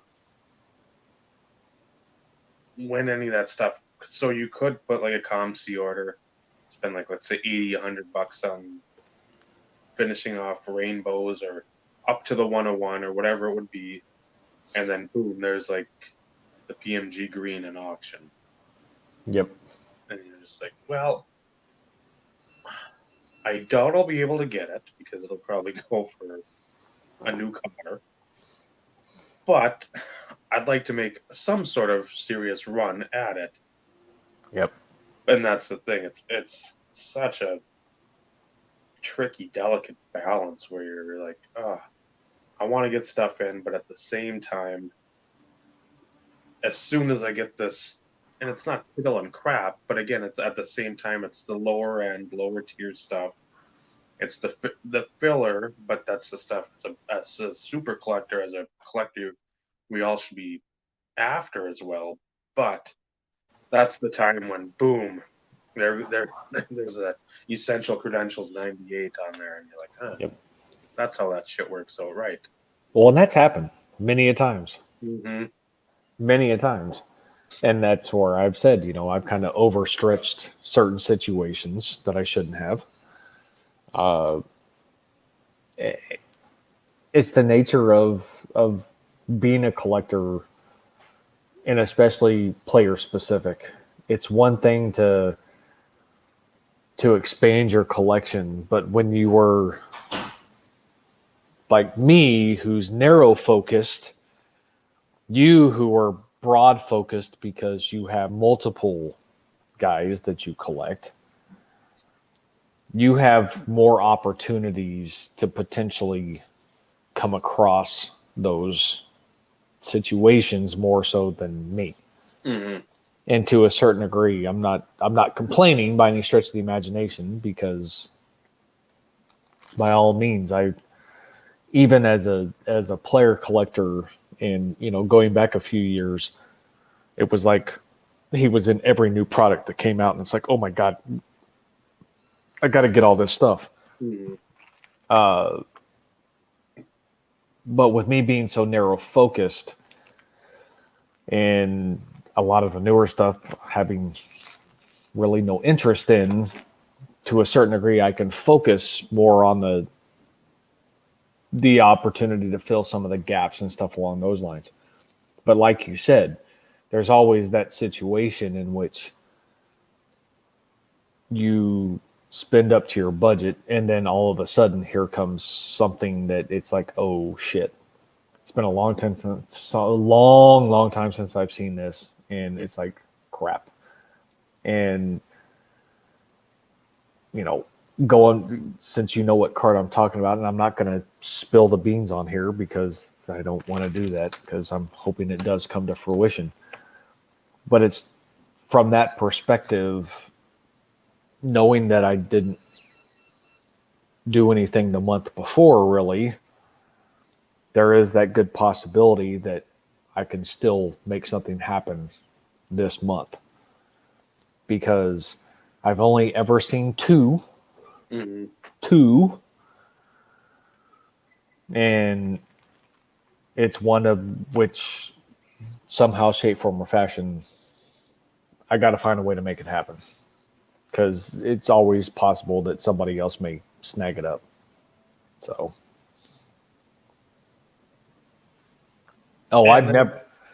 there's never been a regret ever.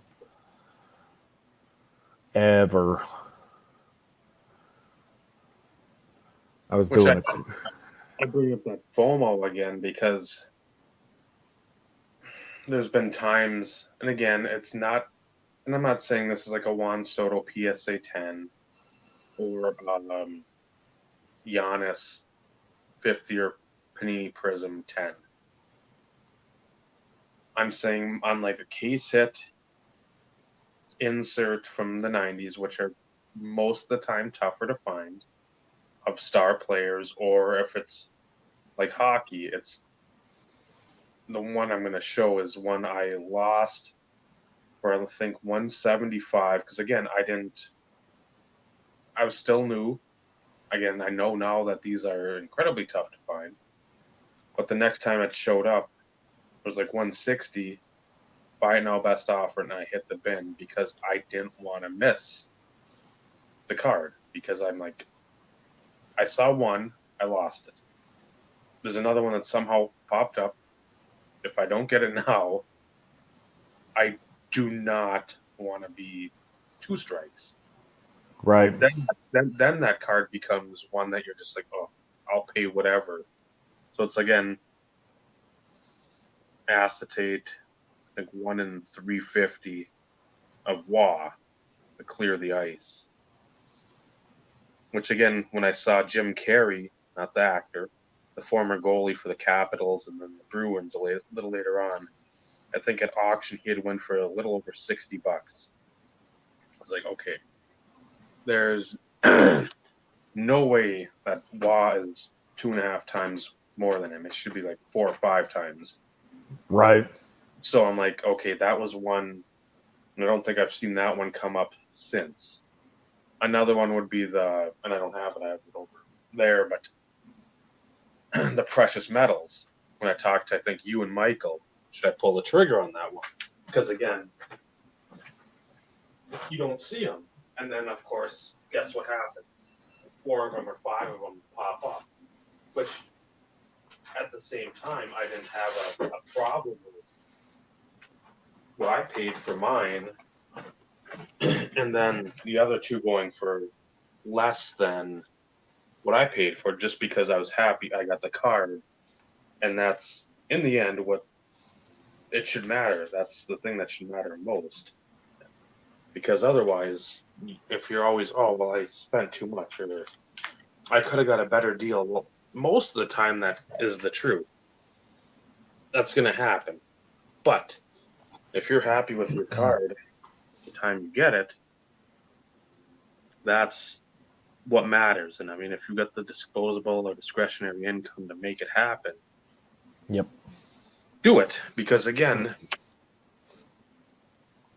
I'm horrible with the FOMO, or if I've missed out on something, or if I've gotten outbid and I sit there and lament. I don't have regrets buying the stuff. But when I miss something, I just don't forget it. Yep. Oh, well, that's the thing. You're always going to remember those situations. Because in this one, too, is another one. And this was more so because the baseball insert of this kind, or the refractor variation, which I got, was so hot. Like, you know what?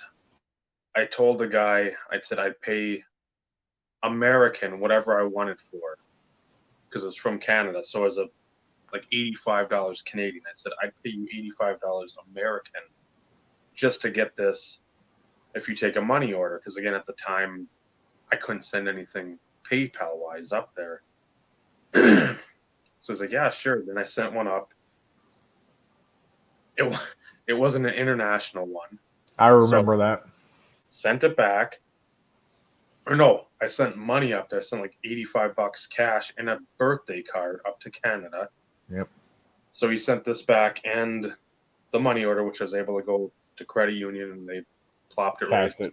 Yeah. I put Boyd on there or something. And so again, the Centurions, which you just don't see. And then I wish it was they had the man inserts with the refractor,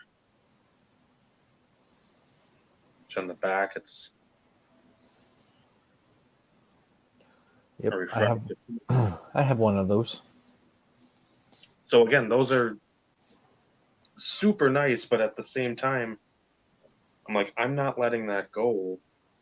Right. Because, and then the guy from Czechoslovakia had the same card, but it went for, I think, about the same price as what I had gotten it. So I'm like, I feel really good about it now. Right. So, again, it's some of the time, it's you've missed out on one card, and you don't want to do it again. Or another time, it's like, you know what?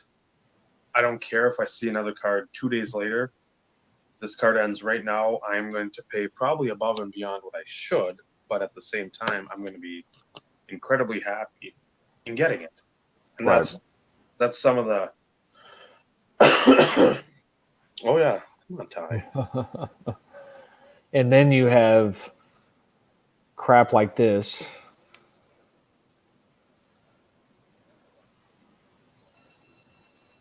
New product. Oh, And that's their asking price. that's insane. No. I mean, I have it on my watch list. Just saying. Oh, well, you've got to just to see if somebody eventually but bites that. but somebody's going to pay something stupid for something that shouldn't go for more than about $300. So there's my Centurions. Mine's better because mine's. Well, I can. Yeah, I wouldn't come. This one wouldn't come back at 10 either. There's some above the. You tell that top left corner above the number. It's a little whiting. But again, I wish mine had the protector on it though. That's the only thing. and I know like Brad when he got his Merino refractor, peeled it right away. Yeah. And then the Matt, the guy I did the podcast with about a month ago and all that, he's the same way. He's like, you got to peel that stuff. I'm like, I can't. I am not in that camp. I just never. The Select Certified 96, 97, I might, because they're just so gaudy with the like protective cover. I mean, it's like I've kept it on my 97s. it's. I'm just so. See, I'm in that camp. I just can't. Yep. Because that's not the way that they were produced. And No. then you had now, and I don't know what year it was. I believe it was 97, 98, I think. Topps Finest. They had a parallel that was non-protector. Mm-hmm. So the S card, like the player was, you could tell right away it was different, and the refractor, because the refractor on the back was refracting too. that was the set. So you knew that it was that specific parallel type version. But I have never, speaking of Brad, that never fails. Never fails. Ears were burning. But it's now like Mystery Finest, you gotta. Well, yeah. I mean, you gotta. Because that's the only way you're going to know of said select number of players who you got. So, I mean, that was a must. You had to. Yeah, that was the black, like a blackout curtain peel to that, where it's nothing. You didn't know. Like, you knew on the back, hockey you'd have, and then the football in 97 as well. You'd have like the three players, but it'd be the same player. You just didn't know what bronze, silver, gold. And then if it was a refractor, you could tell because obviously in the back, under the number of the card, it was printed refractor. So you're like, okay, I sort of know what's going on, but on the 98, yeah, see, look at that. On the 98, I think they had, what, 4 players on the back? I think, and then Yep. peel them. But yeah, that was one that I wish I would have kept going with too. And that just, I love those mystery finest because it was a mystery. And it was different. Yeah. You know, it was I mean it was different. Very creative. The only issue is you could always run into situations and where you could ding corners and everything else because that peel was not always the easiest to get off. No. But you know, I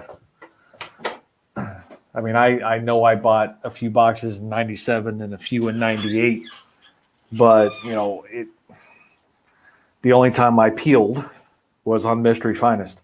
That was it. If there was protective coating, I left it alone. And for those people, if I'm not mistaken, for those people who left it alone and actually got it graded There was a premium for those that still had the protective coating on it. Yeah, Brad.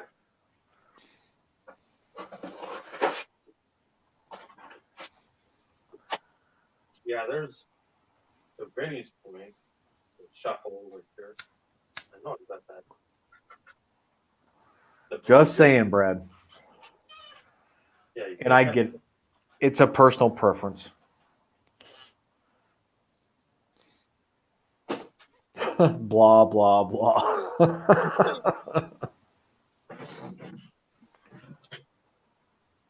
to Vinny's point. Brodeur.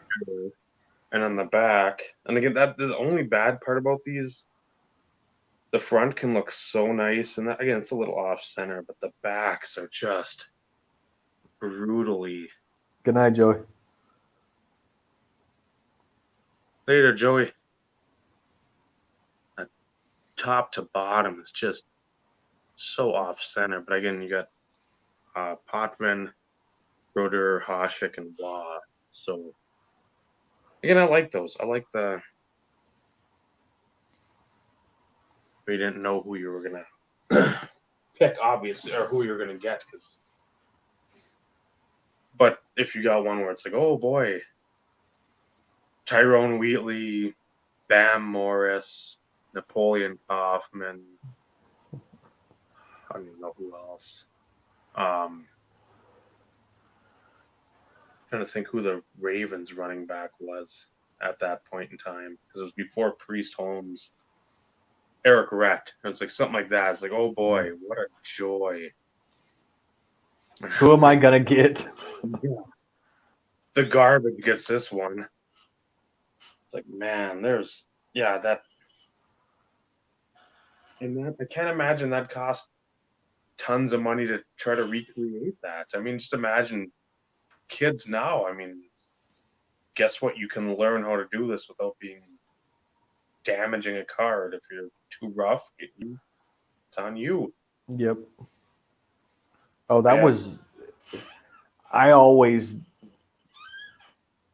worried about jacking up the corner or whatever, or scratching the surface, because that's, especially from a refractor perspective. If you had the chromium finish, and then if you had the refractor finish, it was very, very easy to freaking get a surface scratch while trying to peel them. Yeah. Cool idea.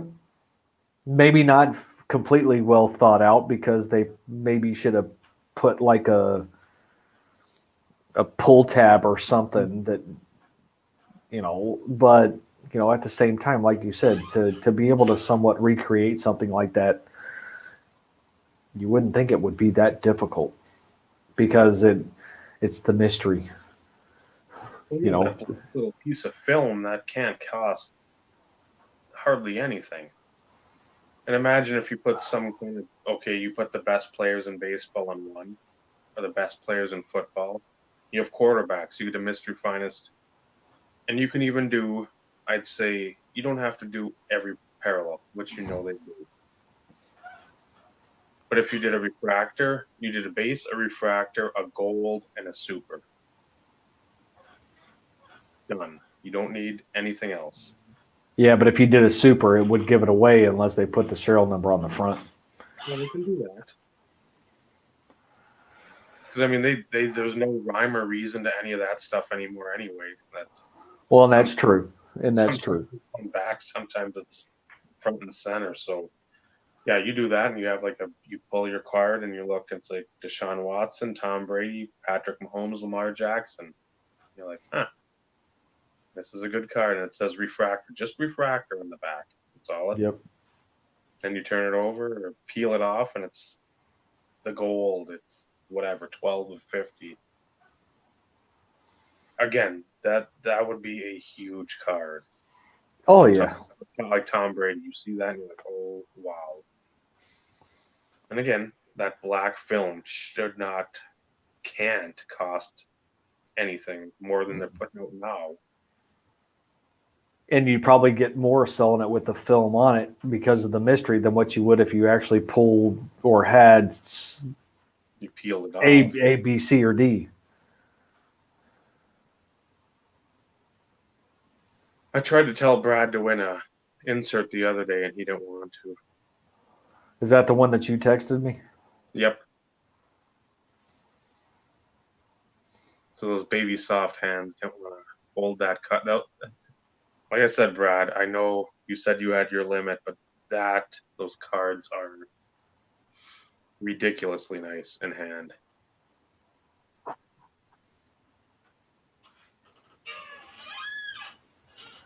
Good old finest.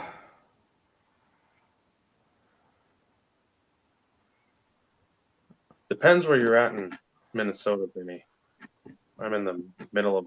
I'm not in nowhere. I'm pretty close to. I would call that a steal. Hell, I think the the last one that I saw listed for Terrell Davis, I already have it, but it went for like 36 on auction.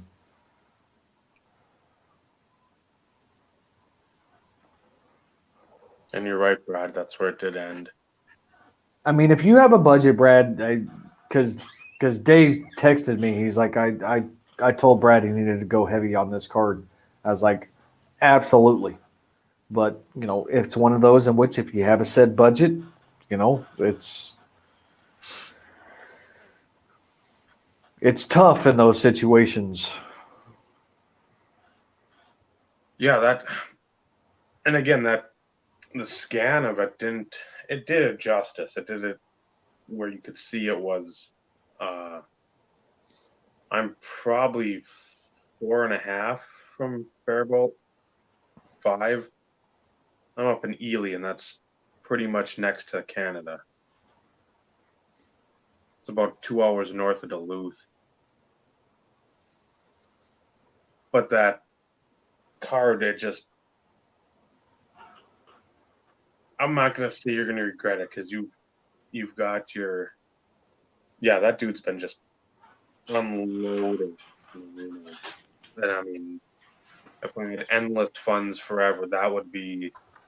I mean, I would have cherry picked several because I mean, it's just insane the stuff he's had and the quality he's had. But that one, that you just, it's you don't see them. I think I looked again today, and I saw. Well, Curtis Martin, another one ended, I think, the other day. And I think that one for 33. So the one I offered 20 on and the guy took.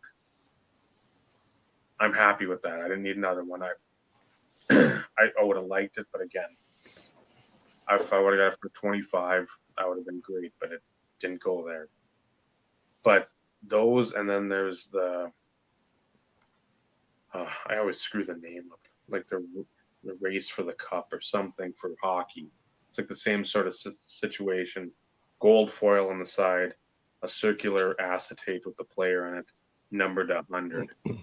And those don't show up either.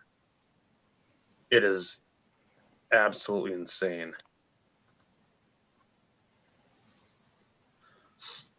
So, again, Brad, next time that Marino pops up, don't give me your budget BS. I don't care. Get it. lay off a box, a case break or a box break. You don't need any more Blue Jackets. You need a Dan Marino. So I've never seen one of Terrell Davis on eBay. I only saw it on Mercari. Okay. There's an Emmett Smith is up, but it's got a 275 starting bid. It'll probably sell for that too. Oh, I know. It'll probably go for more than that. I wouldn't be surprised if it reached near 400 because you don't see them ever. Yep. And it's just, again, if once you get them in hand,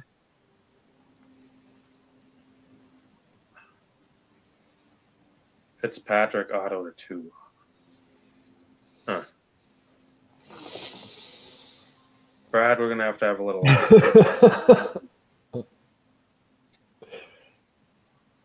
Collect what you love.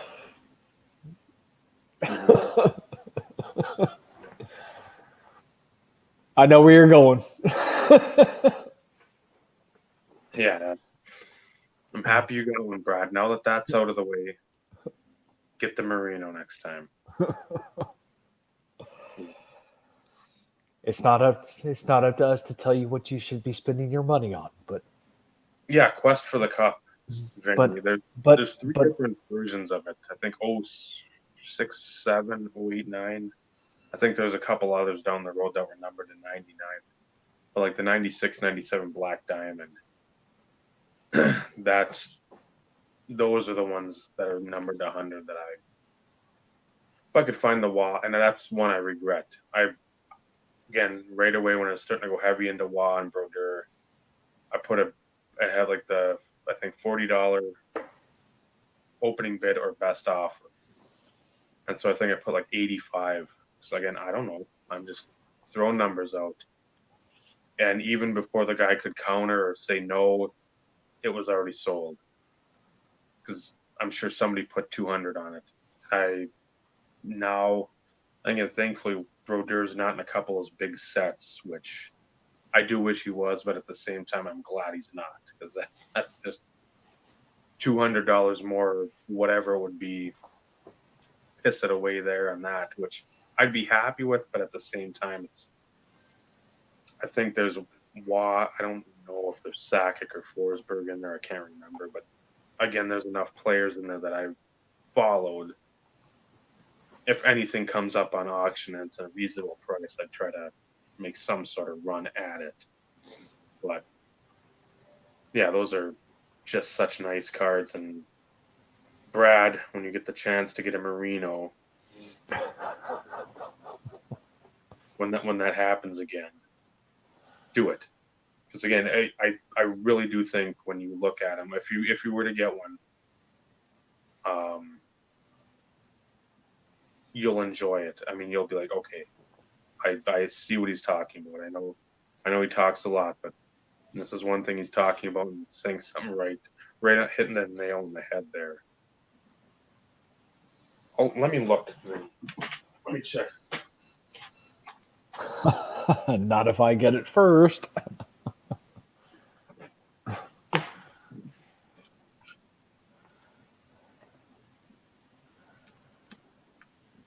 If it pops up in 5 years. Yeah, that's true. Run for the Cup, Vinny. Run for the Cup, it's called. Gretzky, Saku Koivu, Lemieux, Waugh, Yager, Van Beesbrook, Forsberg, Korea, Yzerman, Sakic, Messier, Fedorov, Sundin, Bure, Jovanovski, Madano, Cujo, Solani, Iginla, Lindros. So there's a few guys in there I've liked. So yeah,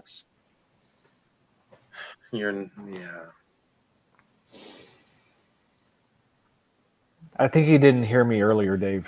I've never seen a Terrell Davis pop up. We're trying to get Brad dip into that more of those 90s inserts. I'm glad I got him that finest refractor. I was hoping he'd convert fully, but again, Well, we can't win them all over, Dave. you can bring a horse to water, but you can't make it drink. Can't win them all over. Not calling you a horse, Brad. You're a friend.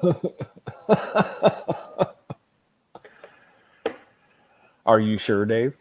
Well, until he shows up in National and punches me in the nuts.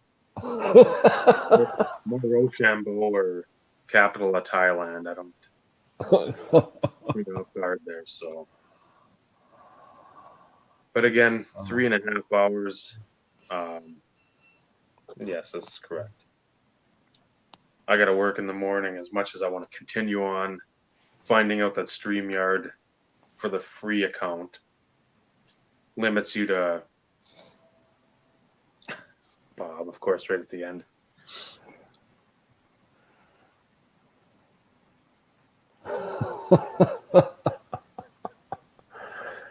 You should have known somehow, shape, form, or fashion Bob would pop in right around the time we're trying to.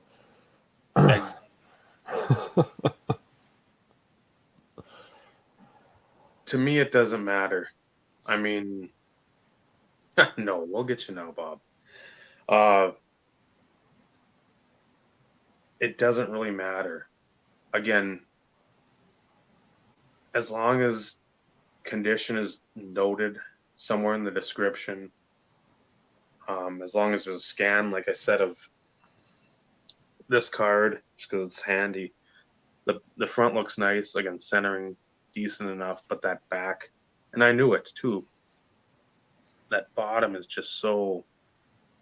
You look at the top, and the bottom's just a sliver in 80/20. As long as everything's noted, I prefer that over graded. I mean, if it's graded and I can get it cheap or for the price I would like to get it for, I'm all in. But I mean, I don't. If this was a PSA 10, let's say the back was perfect, I'm not going to pay $150 for it because it's a 10. I don't care. I'll get that for 20, 25, and I'm happy with it. I hate that, personally, for at least what I consider my heyday, I hate the fact that grading impacts the overall value. I get it. The stuff is old. Mm-hmm. And a lot more condition sensitive, but at the same time, just because somebody else has deemed it near mint to mint or a gem mint shouldn't dictate the asking price or the selling price for something that is in just as good a condition in raw grade. Me, I'm going to pick raw all day long because I'm not paying the premium. And like you said, Dave, to a certain degree, if it's notated in the description, so you know what you're getting, always consider that in your final bidding price. But at the same time, just because somebody else who's looked over it with a jeweler's loop and a sign said grade, I have a hard time paying a premium for something that's graded over, something that's not. I would take a chance on something not graded all day long because, case in point, this having a refractor line in it, your bare minimum grade is going to be a 9. Mm-hmm. Okay. However, this was graded a 9. I would probably have paid $30 to $50 more for this card in a 9.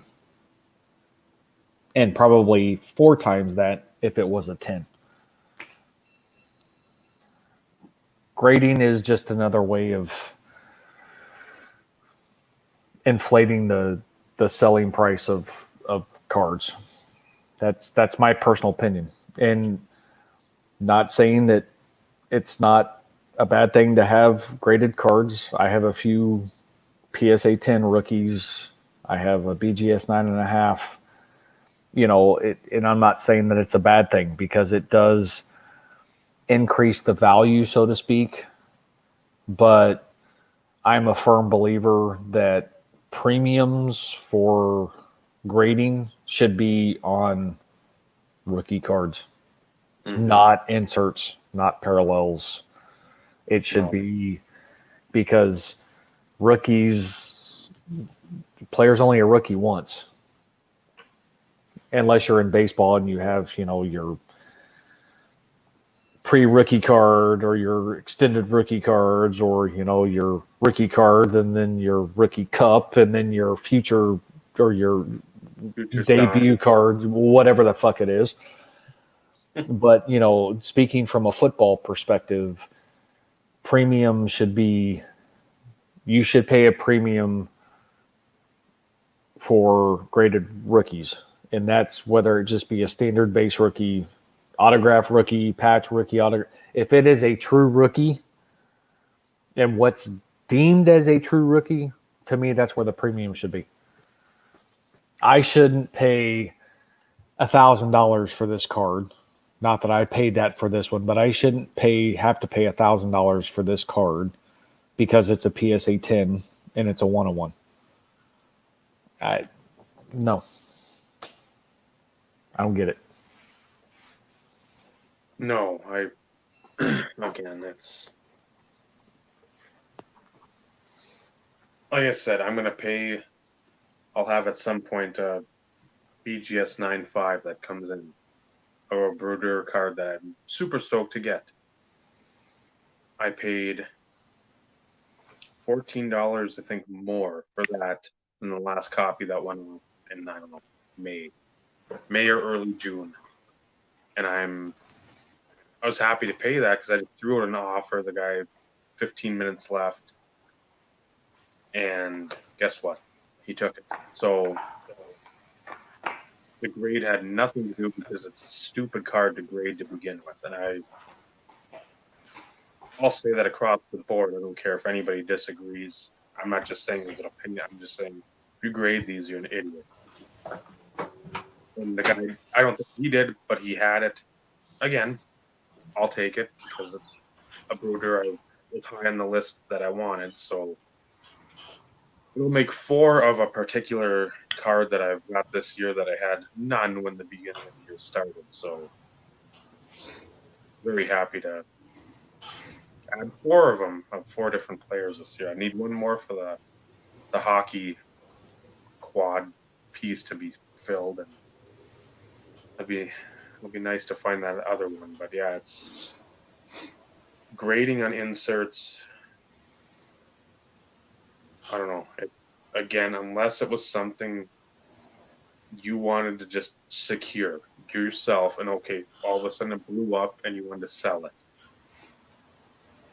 I can understand that. If you just want to protect it, I know one touches. I know if you just want to say the peace of mind, I want to slab the thing, call it good, and you get a 7, and that you're like thumbs up to that. That's fine. But again, people going out there and purposely saying, "Oh, I want all the inserts, everything gets slabbed." That's dumb. It's just it shouldn't. Like Steve said, vintage. I like vintage being graded just so you know it's authentic. I don't care if it's miscut, off center, whatever. And then rookie cards.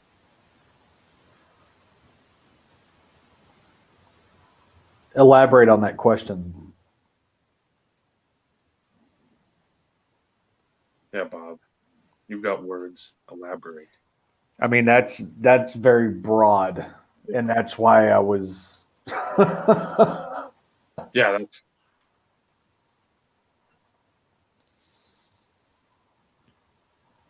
I mean, I've been looking for a 97 PMG for ever and a day, but I'm not going to buy the one that's up on eBay right now either.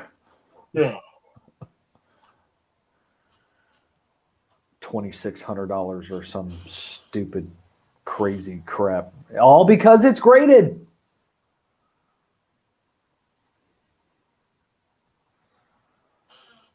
Like since the product dropped, and you're like, oh man, that particular card and said product is what I need.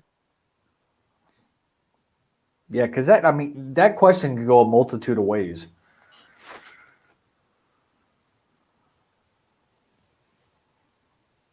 Or is it one in our collection that we misplaced, or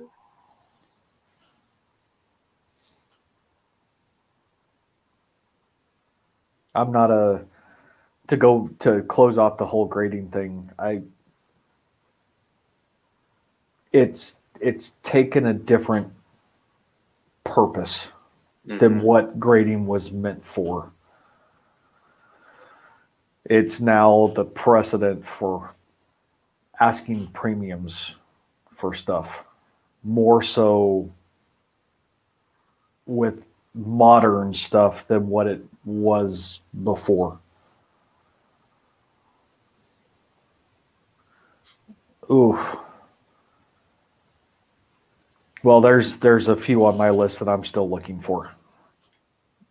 And I've been collecting Terrell Davis since 95. Now, that doesn't mean that I haven't seen it before and for whatever reason just didn't pull the trigger. But there's always going to be cards on my list.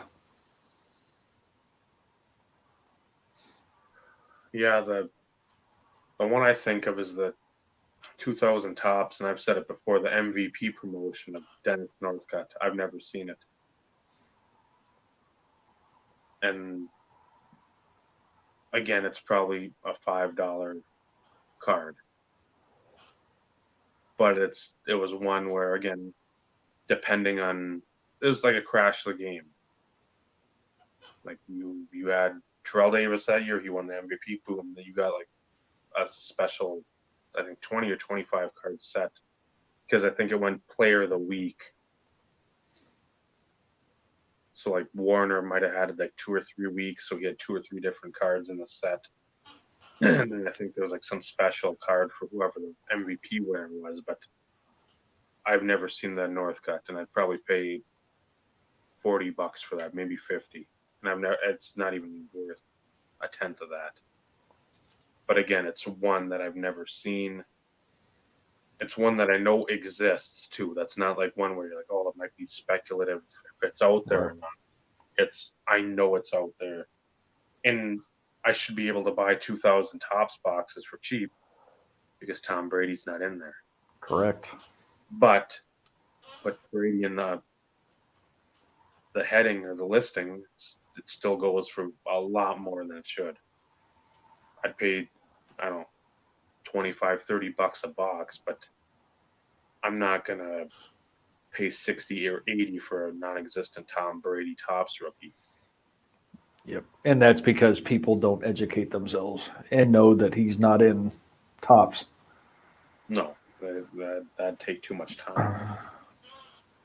But yeah, that's the one that I think I'd put at the very top. Besides, again, the Collins PMG green, which I know I've seen. I was stupid enough in '98 not to buy it, and regret it all these years later. Well, and that's typically the ones that are on my list, the ones that have the quote unquote iconic title that you've seen from time to time, but yet for whatever reason you didn't pull the trigger for whatever reason, whatever that may be. But now, the fact of some of the asking prices, it's hard to, as much as what you want something, the whole objective is to never overpay. And when you look at a listing, whether it be a straight buy it now or a buy it now best offer, and you think that somebody's crazy and that's just way too high, then that's where patience comes into play. If you feel comfortable paying that price, then by all means. It's all about going into it without the fear of, the buyer's remorse type thing. Don't ever walk away sitting there going, crap, should I have spent that kind of money on anything? Because then you're collecting is, I don't want to say it's gone to the extreme, but at the same time, you don't ever want to feel like you overpaid to where you're sitting there going, oh crap, should I have done this? It just, and for me, there's times in which I've paid big bucks. Probably not as much as what Dave has on some of his hockey stuff, but walking away, even paying that price and knowing what you're getting, to sit there and go, this is freaking badass.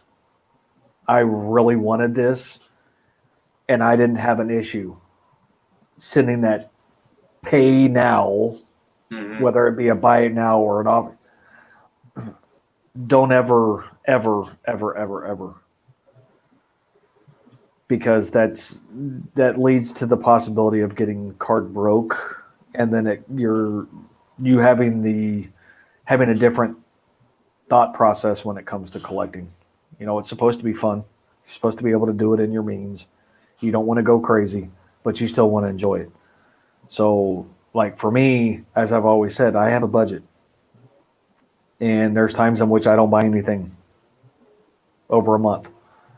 So that budget carries over, which gives me sometimes those opportunities to be able to get a bigger card, but yet still never walk away sitting there going, oh crap, I should have never bought this. And I don't ever want to get to that point ever. Because then the hobby isn't fun. It's not a hobby anymore. Yep. There's times I don't buy anything for a month either. And then I wake up from my dream. Yeah, exactly. That's the difference, though, between your vast subjects that you collect and then somebody like me. Well, yeah, that's it always keeps it interesting. One day there could be a Mike Sims Walker that I haven't seen that pops up. A week later, there's a Kerry Collins. A week later, there's a Bob Abreu. A week later, there's a Peter Forsberg. Who knows? Who knows who it could be this week? But that's what keeps it fun for you. Yeah. And it's one of those in which things are getting slimmer for me as of late, which is why I kind of alluded to the fact that maybe I need to take a step back and start either trying to plug some of those holes that I can do, or circle back and try and finish off some sets that I've been wanting to finish for years, and because I've just never circled back to focusing on. O2 Topps Chrome being one of them. I think I'm only a small handful away from completing that set. And that was hand collated. I did it by busting boxes and everything else. Now it's to the point to where I have holes I need to fill. I'm just hoping it's not any of the big rookies to where it's going to freaking cost me an arm and a leg. Some of the insert sets I showed in one of my past videos. It's trying to consistently it's trying to consistently find ways to rejuvenate your passion for the hobby and still being able to enjoy it. Well, I'm keeping it fresh too. Because I mean, if you just keep going, and again, not singling you out, but if like Terrell Davis, that's all I'm looking up. But I'm not saying, well, I need Josh McCown. I need his 2002. And I need David Garrard, and I don't even know who else. Javon Walker. I need those guys for the rookies. I should look up those guys. And I hit those. Somebody had 3 of them in a lot. I want it for 99 cents plus 3 shipping. Yes. It's just a little spark. That's all you need. You don't need to have the Vince Lombardi cut or precious metals or PMGs or showcase legacy collections or whatever. To have that spark. Are those great? 100%. But again, you should still be able to find fun and excitement in $5, $10 or less purchases. And if you don't, then you've went over to where the charlatans live, and your advice is no longer free. My advice will always be free. Yeah. No, we're not getting monetized anytime soon. I'll tell you that much. Not the objective. Maybe the Jerky Boys can sponsor us.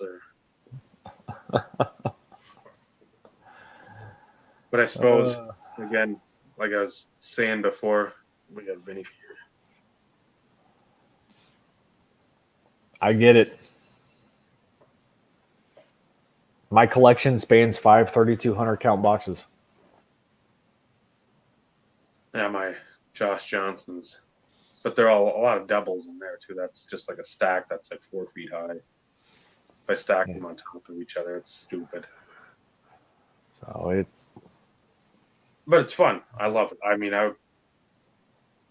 I try not to think how much I've spent on it because that's probably best for everybody ever, even him or his parents or any relation. But again, I can honestly say I've bar none have the best Josh Johnson collection in the world, and nobody can touch that with a 10-foot pole. Well, I can't say the same when it comes to TD because I know there's a couple others out there that, I'd say I'm definitely in the top 3. Yeah, we don't discuss the prices and the money. No. Better to leave it unknown. Yeah, it's a good idea because I'll do the same. It's yeah, a lot. But again, it's either that or a vice or do something else. Go to the casino Yep. when you don't want to do that. It's no fun. No. Nope. But like I said before, Bob had all his questions like a 3-year-old at the end of school for the basic or the free stream. You have 20 hours a month for shows or live broadcasts or whatever. So with that, we're going to try to limit these probably to 3.5 hours. I know we're over it, approaching 4, but had the good audience participation tonight, and that's what we always want. I mean, even if there's not 800 people and comments are flying left and right, people are asking questions and want to know stuff. That's what we're going to try to do as best we can. So, anything else before we sign off for the night, Steve? Nothing from me. Anything coming in? Nope. I still haven't even done my video for the Mirror Red. It's hard to make a normal video of my caliber with only one card. You can do it. I have trust in you. You can do it. I'll have to find something else to kind of fill some of the length. Yeah. What would you say? 3,200 count boxes. How many? 5? 5. I have 5. So yeah, you might be able to show some other mirrors in there. Everybody's seen them before. Show them again. just so you can see them again. It's an updated version of it. Yeah, and at some point I need to force the time and actually do an update. But like I always say, it's going to be one of those in which it's going to be 30 parts, and it'll be a 30-part series. I have to, at some point, I don't have to rearrange them, but I've got probably 3 or 4 stacks. I don't know, probably 40, 50 cards each with Josh Johnson. I've got to integrate them all in, and which means probably shuffling stuff out of its current spot into the next box, and then so that's I dread it, but I want to get it done because if that's my main collection, I want that to be at least up to date and organized. Yeah, fully organized. Yeah, I mean, I still have 1, 2, 3, 4, 5, 7 cards I have to integrate, and usually although 7 cards doesn't sound a lot, when the boxes are fairly full and you're trying to keep them to a certain set date range or year range, it starts getting a little interesting. Yeah, I've got, I think 3, 4 rows for Johnson from, 02 is his draft year. I think he's got couple like minor league team sets, and then 05 he's got a not classic, best autographs. I don't know what it is, some minor league thing. And then 06 is when he's got the monster stuff. Yeah, you gotta start showing that stuff off. So that's 95 through 98. And that's base, insert, parallels, and memorabilia. So I have my I have my patches in my autos Separated. in their own separate 2 boxes. So I think you went through that one of those with us, Michael and I think. Not fully. Well, I mean, no, I bet shuffling through some. Yeah, when I did the live show of the collection purchase, Yeah. I brought the 1 box out there, but so 2 boxes are completely full. So it's 95 through 98, and then 99 through 2001 in the second box, and then 02 in newer in its own box. And that one's not anywhere near full yet, because that's when they started limiting the number of cards that were produced from a base insert parallel perspective. That's when all the most of the stuff was autos and patches and crap. Mm-hmm. Well, that was the thing again, that mid 90s to 90, well, some of 99, but then after that they went away from the inserts.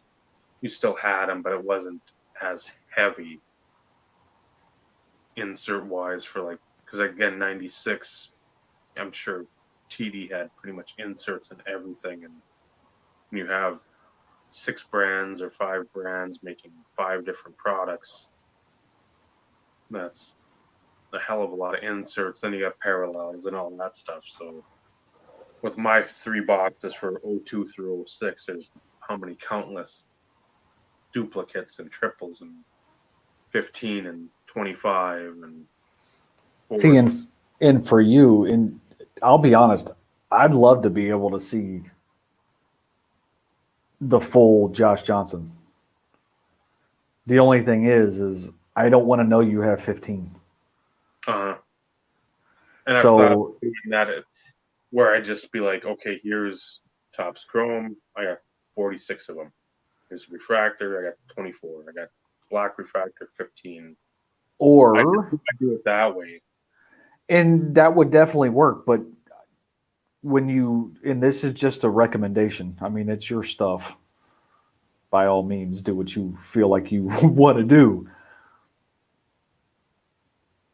But if and when you do an updated collection video, which, like I said, it's been a long time since I've seen it all. And I know you've showed off some newer ones that, you didn't have from time to time and stuff along those lines. But what you may want to try and do, though, is have like your 1 each in set boxes to where you could just go through those boxes and show everything. And as you're going through it, for when you remember stuff, well, I have 67,000 of these. I have 5,200 of these. And do it that way. Because if not, you're going to be sitting there as you're going through stuff, Counting and it's boring and well, it's not the boring part that I'm getting at. It's one of those in which it would help you, I think, even more remembering specifically what you have, though, too. mm-hmm. So you separate your 1 each into said number of boxes, let's say. And then when you have the opportunity to go through and make the decision, okay, yep, now I'm going to do an updated collection PC showcase of Josh Johnson, you can go in and know for sure what years you want to do, or if you want to split it, however. But you can pull out your stack and just go, and then start showing them off that way, instead of having to, thumb through so many copies before you can get to the next one. Which that would be, I don't know, 10 or 12 different cards that I've got. Far too many. Like the Bowman draft, I've probably got over 150, maybe 200. The draft Chrome, I've probably got close to 100. Number of unique cards. Yep. It's always that. For me, anyway. I mean, I just have a terrible obsession with Josh Johnson. That's because I don't want, like anyone else, like why I don't want 20 Pinnacle masks. I'd like them, but I'm not going to pay that much to get 20 of them. Johnson, I have paid as little as like 99 cents for Topps Chrome Auto. I paid probably like 15 when he was hot. And then even then, I'm like, no, I can't do that anymore because it's just, I'm paying out of my, what I'd like to pay. But yeah, it'd have to be unique cards. It's, Yep. I most player collector, like the true, not just trying to bump numbers, it would be the same thing. I mean, again, Zenith, if I can get the key cards of anyone I'm collecting, even if I start like more of the Favre stuff, I get heavier into that Z team. If I pick up 3-4 copies of that because it's $10, I'm happy. Do I want them? Not necessarily, but at that price, you can't pass them up. At least for me. And that's kind of what Vinny alludes to, you know, unique and then doubles of the cards that you love. And that's, and that's, I mean, that's a fair assessment. For me, as I said, me personally, it falls down to unique. I've sold dupes of Terrell Davis frequently from an insert parallel perspective to, you know, replenish and get other cards to add to that player collection. So it's one of those in which I would think the vast majority of a player collector will go with unique. Yeah, if the rookies are cheap as shit, I mean, it's like if like TD SPs were, say, $2 a pop, like raw, that'd be probably all over that Josh Johnson stuff. Where again, Topps Chrome, if they're like 99 cents to $2 plus shipping, if I can combine that with something else, I'm super happy. But if the shipping's like low, I'm in just because again, I can't stay away. It's horrible. It's absolutely horrible. Well, I keep all my rookies of TD, and that's, you know, you get a ton of them when you buy collections and stuff along those lines. But I don't go looking for them. I don't go trying to see how many I can get, but I do keep them. It's like with Brodeur, he's got, I think, just the score rookie. And I mean, I see that thing in lots all the time, and I'm like, should I start just picking these up? I'm like, I can't. I got a 9 Canadian and I got a 9 American, and I'm like, that's enough. That's unless I find the 10s for super super cheap, I'm perfectly fine with those two. So why don't you loan Vinny 20 grand so he can get his Lemieux OPG 10? So let me go look through all my basketball stuff. I should probably have that kind of coin in there. My modern garbage that again, if Tatis were to win like the MVP, I got not a lot, but I know I've got, not like Bob does. He's got some nice Tatis stuff. I got like I think the pink chrome rookie refractor from the Topps Chrome. I don't know what that goes for. I'm sure a decent amount. But I've got the chrome, I've got the base, I've got a Stadium Club red. We've got the Topps rookie debut gold that I pulled out of the pack of updates. So it could be another windfall of money. See what I can buy next time. Good, you can buy the card I want.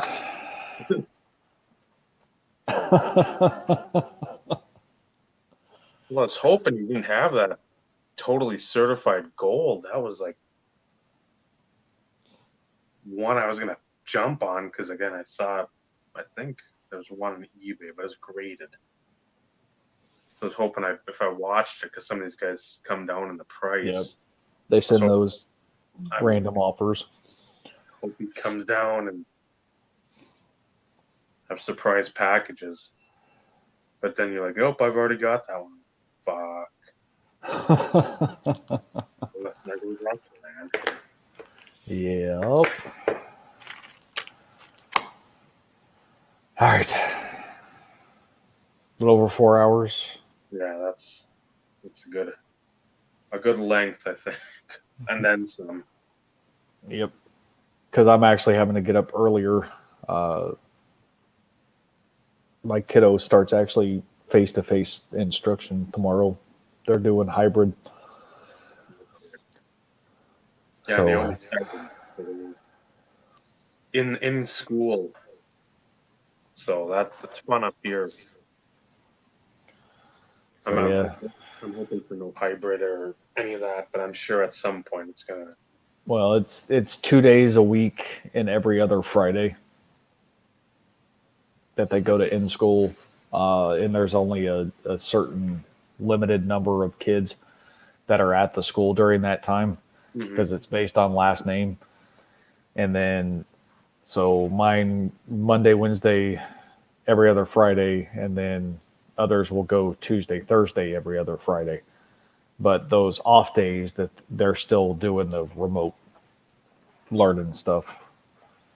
So Yeah, it's all in school so far, and again, it just started today. But again, just wait till something pops off in there, and guess what? Then it's shit hits the fan. So yeah. No, my kiddo's been in school for a week and a half, but it's all been remote. So this week is what starts those who decided to do hybrid. So yeah, it'll be interesting, but kiddo, this was the kiddo's decision. This was not parents' decision.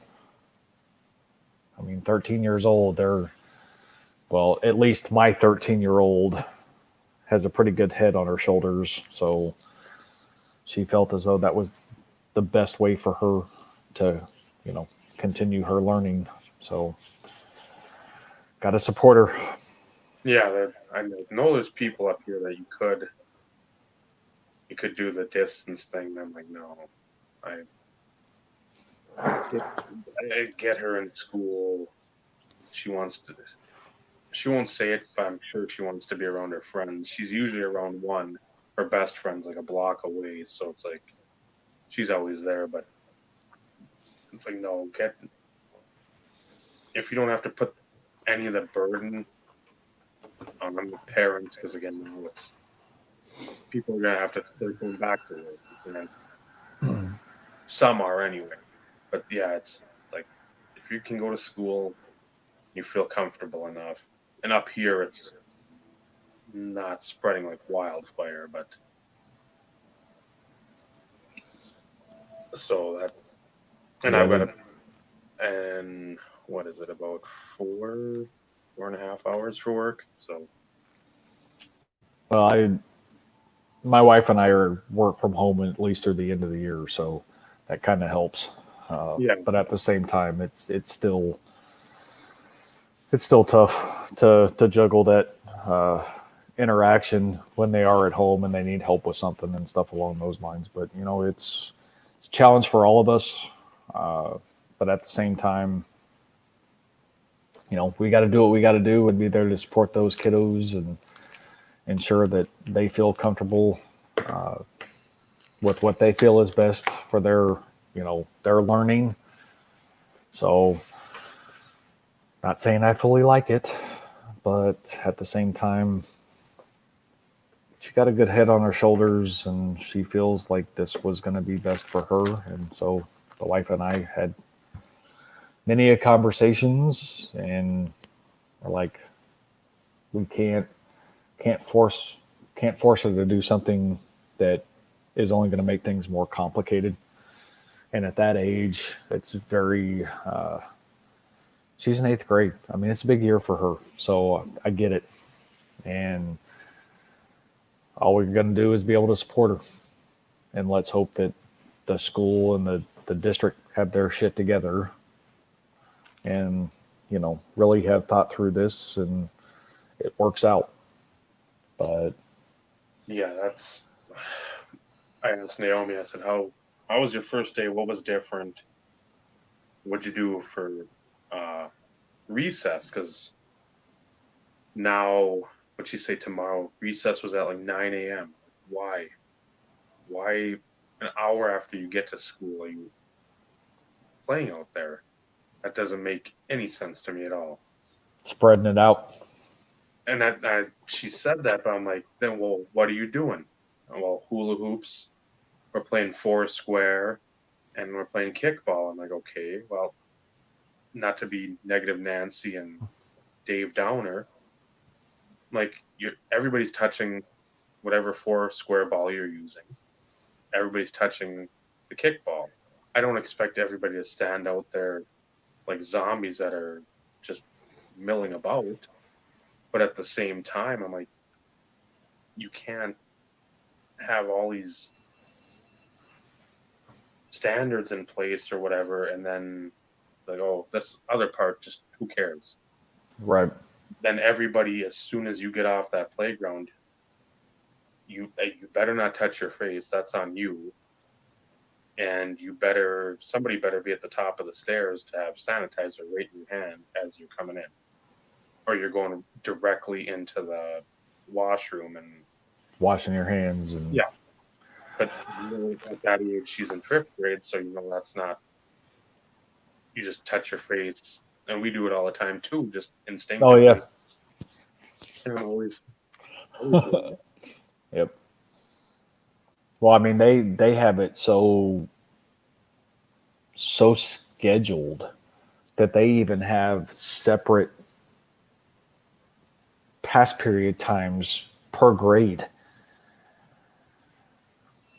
So instead of everybody being dismissed from said class at said time for 6th, 7th, and 8th grade, sixth grade gets dismissed at X time. They have 2 minutes to get to class.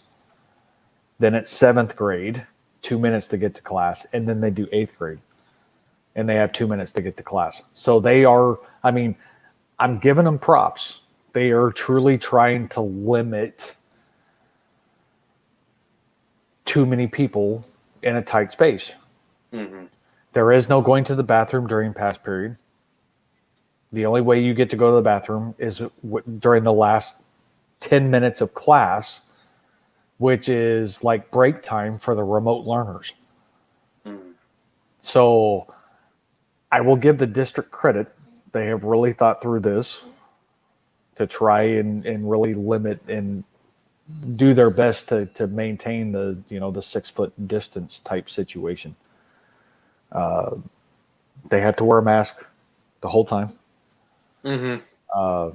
But it's one of those in which my biggest concern is that although my child is 13, she is very mature for 13. You still have a lot of immature 13-year-olds who are going to sit there and do the thinking that it's funny and realize that, oh shit, it ain't funny, and it's going to be a big to do. Yeah. Because that's no longer funny, and it's no longer a joke, and you can't be doing that crap. People have gone to prison, federal prison, for coughing on federal agents, swearing that they have COVID, mm-hmm. whether they did or not. I mean, and I'm not trying to get on my soapbox here, but geez, people, this is where have conversations with your kids. This is not a joke. This is real. And then you have people too that, again, not to bring one of my favorite subjects into it, political.